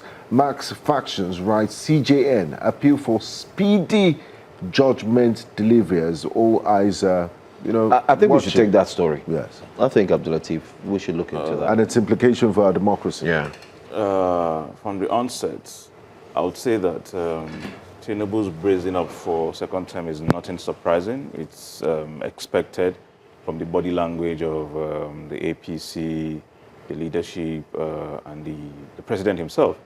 But what is of concern is what is happening to the opposition on a daily basis. It looks like there's one trap after the other that the opposition has to skirt out from. But this particular one, I would have assumed or expected that ahead of all of these legalese, the ADC will have fine-tuned certain issues from within itself. There will have been no need to write to the Supreme Court. You know, if you had done your assignment, your homework within the party, it's easy. But that's giving the luxury of hindsight. Yes, yeah. but it's easy to just blame the the ruling party and say it's responsible for your woes and all that. But you can see a lot of internal contradictions in the ADC from the word go. I get me. So there are things that if you had done for yourself, you will not need to blame others for why this is that. But that is, by the way, I'm hoping, honestly, that the Supreme Court is able to, issue the right judgment ahead of or listen to the prayer of the ADC, not as if the Supreme Court is partisan, but responding to them just means that it allows for some sigh of relief, But if the ADC, it will reduce the tension and anxiety. Yes, but if the uncertainty. Thank you. But if the Supreme Court judgment does not favor the David Mark-led ADC, there will be implosion. I get him, because now people will start looking in other directions. So that's why it's not. I don't know why, but it's up to him why that he, Ahmed, for example, had moved to the PRP as against what I would expect him to do, to move to the ADC, since that is what the flow is like. Yes, and that's where his former principal absolutely is rather Mr. Peter Obi. Nnedi Usman emerges Labour Party chairman as Baba Ahmed dumps. Julius Abure will not like that. Does it mean the woes of the Labour Party are over? I'm not sure if it's over, but what I know the Labour Party did that is wrong is that there were times that people who had contravened the party's rules had been allowed to stay too long. So when it is very obvious that certain people are trying to derail your party, the neck of the party should be able to sit down and say, these persons are participating in activities, anti-party activities, and therefore they are no longer, they are persona non grata, or they are no longer members of the party, suspended or expelled from the party. That way you keep your party a little sane. You can discuss with people of like mind and not necessarily have people who you discuss together, strategy and all of that, and then they are reporting everything you are discussing. Do you know how many times they've expelled? You are in this same Nigeria with us now. They've not only expelled you, they also did you a favor by couriering a certificate of expulsion to you. But now they expelled, now counter expels you, then holds a convention, and that expelled person's grouping is now the recognized, duly recognized. Well, so it's one thing to expel, it's another thing to accept your expulsion. I agree with that. That's another one. Things happen. That's another one. Let's also take a look at, still on the front page of this Nigeria. Let's see, we'll have something else there. Price of 5 kg cooking gas hits 7,655.73 in March, according to Nigerian Bureau of Statistics. We've seen that. ECOWAS headquarters in Abuja. Benga's also taking a look at that. But anyway, let's just leave that. Let's go to Al Jazeera newspaper, and let's see what we have on the front page of Al Jazeera. Not Vanguard, please. Let's see the other newspaper. Leadership. Yeah, if we don't have. Oh, do we have Al Jazeera? Let's take Al Jazeera. Yeah, that's what we're supposed to take. But anyway, while our producers work on that, let me quickly run through what we have on the front page of that paper. Mark faction right CJN seeks speedy judgment. That's the header there. It says ADC crisis. Nigeria faces public health physician shortage. That's another story on the front page of Al Jazeera this week. We also have another one. Shehu Sani stages return, bid to Senate. Federal government unveils FCC digital website to boost transparency, and the LP elects Nnedi Usman as national chairman, so it's official. The likes of Julius Abure and what's that man? Lamidi Apapa. Yeah, as that. Okay. Anyway, pretty much. I want Latif to talk on Shehu Sani's return and why, and of course there's also Benga Daniel that wants to return, and why former political office holders have a believe that they should continuously be in government in one form or the other, that they just can't be ordinary people like former Governor Raji Babajide Fashola. Yeah, so one of the things that I have observed about Nigerian politicians is that when they get into power, they begin to live a type of life that puts them in a bubble. And so anytime they are out of power, it is like a fish out of water. They will do everything possible to return into that place where they have a lot of privileges, where their emoluments or salaries are outrageous, where it can cover for all their luxury and their lifestyle. But as for Are you sure it's not for a genuine desire to serve the people? There is nothing spectacularly impressive about their return. Because for Shehu Sani, without any prejudice to his person, I do not see him, emerging from Kaduna Central, for example, because he will be running against a person who has rooted himself, in the political firmament of Kaduna State. In any case... But he's been there before. Yeah. I mean, he got in there by fluke. Okay. He rode there on the wings of Buhari. There was this, general pro-Buhari campaign and all that, and then so he was in the party, and then he got in there. But I'm telling you, as it stands today... Do you think he'll be able to get there again? I do not see him even getting the party. Who is his greatest opponent in Kaduna Central? I mean, there's a lot. I think there's a lot. There's a lot, but I can't put a finger to it at the moment. But I know that the senator representing Kaduna Central is not a pushover. Okay, that's a big one. Let's also look at. I know we've discussed this already, but I think it's worth looking into again. This one says UAE to exit OPEC. OPEC over changing oil demand. The oil industry is faced with a lot of challenges right now as we speak. But the big one I want us to discuss on is Nigeria faces public health physician shortage. I was trying to look at the story. It says President of the Association of Public Health Physicians of Nigeria, the one known as AFPN, Dr. Tefa Kene, says that Nigeria, as it were, lacks sufficient public health physicians due to underlying shortage of medical doctors nationwide. Kene, who made this known in Abuja yesterday, emphasized that the shortage reflects broader workforce challenges affecting healthcare delivery systems affecting Nigeria. Yeah, you're also aware of the strike that has been aborted. But back and forth, we're having health, related issues in terms of its the body. If it's not this particular body, which is AFN, you have the NAD and the likes. So it is because we are doing a lot of disservice to the health practitioners in Nigeria. If you look at what they earn, for example, it is nothing close to what their counterparts across the world earn. But beyond what they earn, they talk about conditions of service. There are things that are attractive to health workers. In fact, the job itself is extremely stressful.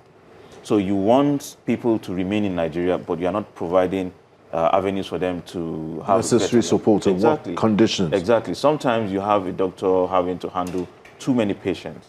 It is overwhelming. They have to feed their eyes constantly with disturbing images, disturbing medical conditions, disturbing conditions of people who may not even be able to afford medical care. So it is heartbreaking at different level for someone to be seen as someone who will save their lives, but the doctor himself needs a doctor. So you have them having to seek alternatives, leaving the country, because the conditions are not as good. I mean, they hear from their counterparts or their friends who left Nigeria for, in quote, better climes, and they say, well, why can't they also leave? So but it's up to us to do the needful to retain them. It's beyond logic. I mean, it's counterintuitive to leave your health sector in this sort of stage. We've been talking about it for years. I mean, we talk about the sanctity of life. These are the people meant to preserve lives. Yeah, but there's no sense of urgency. Yeah, it's no form of emergency. Yes. It's bad enough that we're already dealing with brain drain, and then the ones that are even left, you're not treating them with the utmost care. People that you should be treating like eggs. Exactly. So is it not suicidal that we're behaving like this towards the health sector? It is understandable because most of those who make the laws, who make the rules, who govern us, do not even think, they assume that our health institutions are death traps for them. They know that they have defunded education, they have defunded the health sector, so they are going to be greeted by doctors that are poorly remunerated, medical practitioners that are poorly remunerated. So they would rather go to places where nobody's going to have a, talk back at them. They will pay all that, whatever it is it takes for them to get better health. But if these guys, were mandated to get their medical interventions in Nigeria, there is no way they would leave the medical, sector in the state it is. So it is because they have alternatives, they have assumed better alternatives. That is why they leave the health sector the way it is. Which is a very sad reflection of the state of things. Looking at the Nigeria's health sector, one question still comes to mind. Why is it that till date we have not been able to get it right? Why is it that when you travel abroad, you have Nigerian doctors who, whether you like it or not, are tagged as one of the best globally? So excellent. It's about the value we place on life.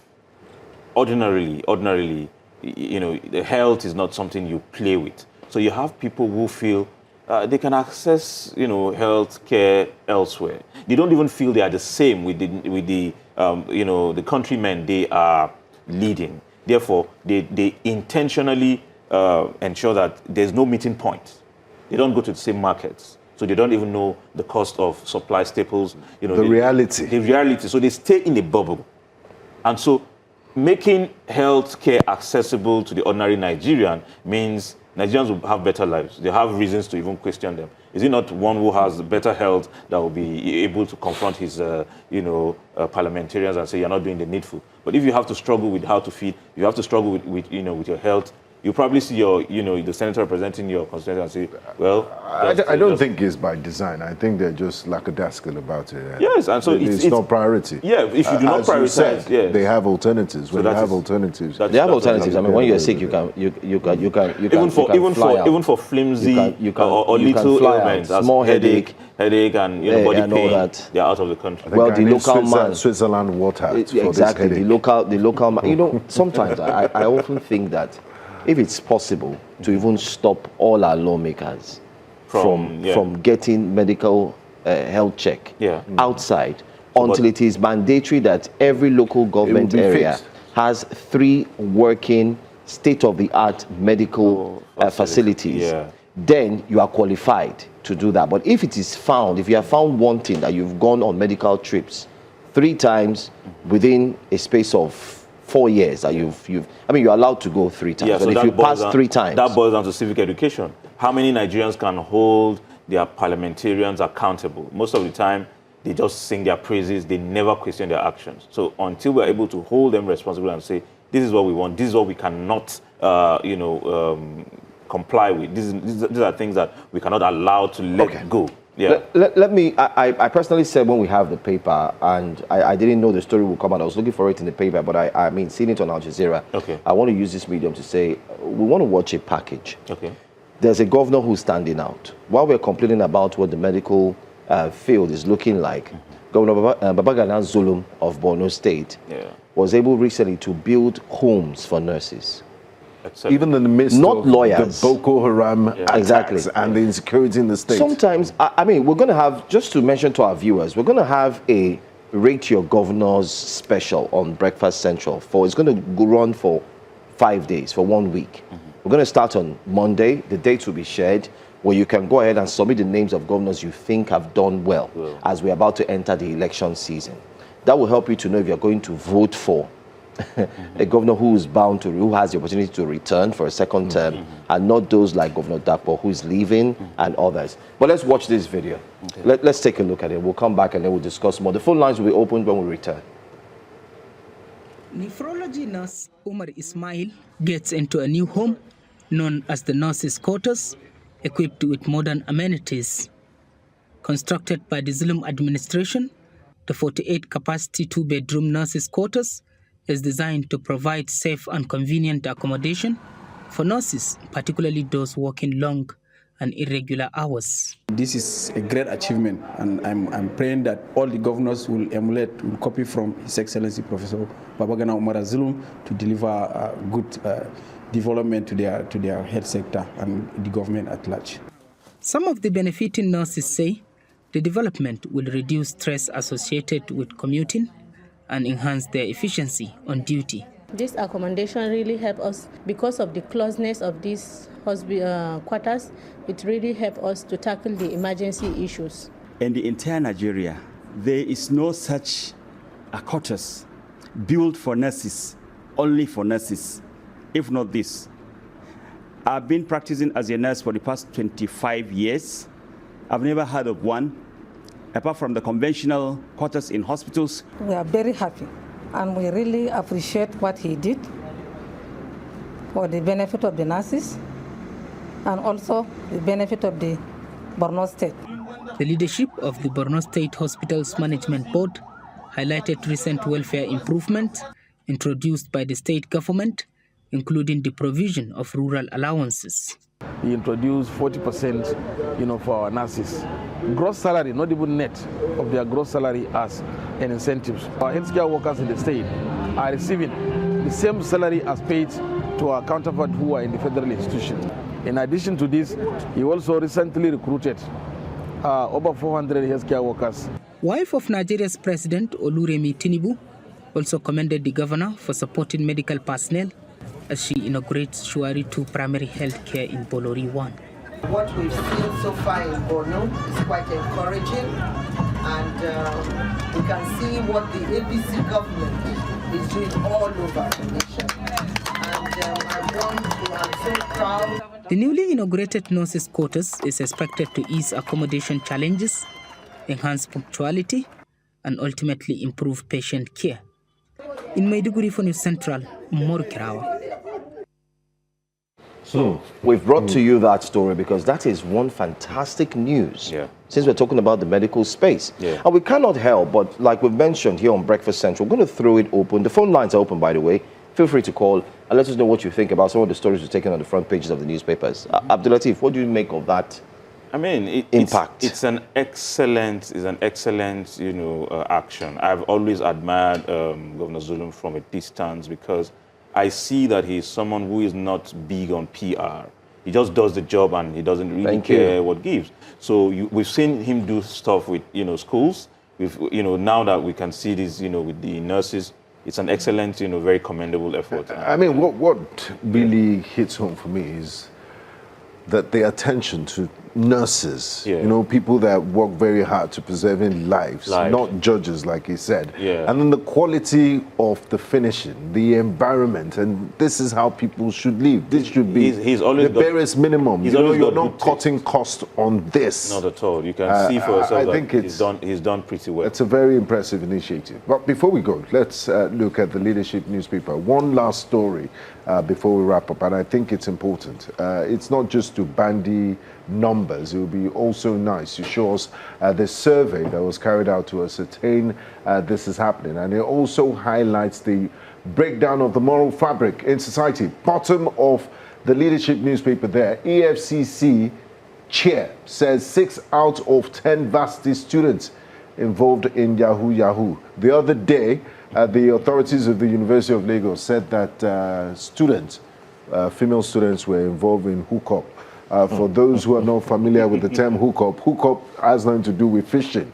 It's basically, it's prostitution to put it lightly. So these highlight serious flaws in terms of the moral fabric of society. The chairman of the EFCC, Olanipekun Lukoede, has raised concern about cybercrime involvement among Nigerian university students, including Yahoo Plus, where internet fraud is reportedly combined with fetish practices. Latif, in the few minutes we have left, what do you make of this? Hookup plus Yahoo, and these are leaders of tomorrow. Yeah, so we can say without even fear of doubt that there's a decadence, in the moral fabric of our society. And it is not surprising. I know that we cannot say when such, survey was done across the entire country. But for somebody who heads the EFCC, we shouldn't doubt his words. It may not be exactly as he has represented. But it has gone to an alarming level. Yeah, exactly. So it is disturbing, particularly the fact that a lot of girls now resort into the hookup, as you mentioned. A lot of boys are looking for fast money. And the fact that a lot of times we are on headlines that ritual killings in university spaces or university environments. So a lot of times, either around polytechnics, around universities, ritual killings of university students happen, or more frequently. So you can connect all these dots that ritual killing is associated with Yahoo boys will always go around to pick up girls that they can spend a lot of money on. Is it a failure of parenting or the government? Who do we hold responsible? It's a complete failure of the entire society. Parents, the society, the institutions of moral decadence. Exactly. So moral decadence. Everything is failing, and so people are just resorting. Say no to Yahoo Plus and hookup. It's not the best way. I mean, would you understand that the economy is tough? It's tough on everyone. Hence why people are shouting that this administration and so on, and you see people complain amidst the challenges. But that's not an excuse. It's not an excuse for one to engage in any act. Well, this is how we wrap up the show this morning. Thank you so much, Abdulateef, for stepping in and helping us to analyze the front pages of the newspapers. Unfortunately, we're told our phone lines couldn't go live because of our timing, but we hope to do that again tomorrow when we come back. Myself, Benga Borowa, and hopefully Olive will be here tomorrow. Well, not yet. Remember, she's still on leave, so let's see if we can drag her and pull her out of her leave. I really miss that girl. You miss her, right? That small girl. That's Take care, guys. Have your day in court. Thanks, sir.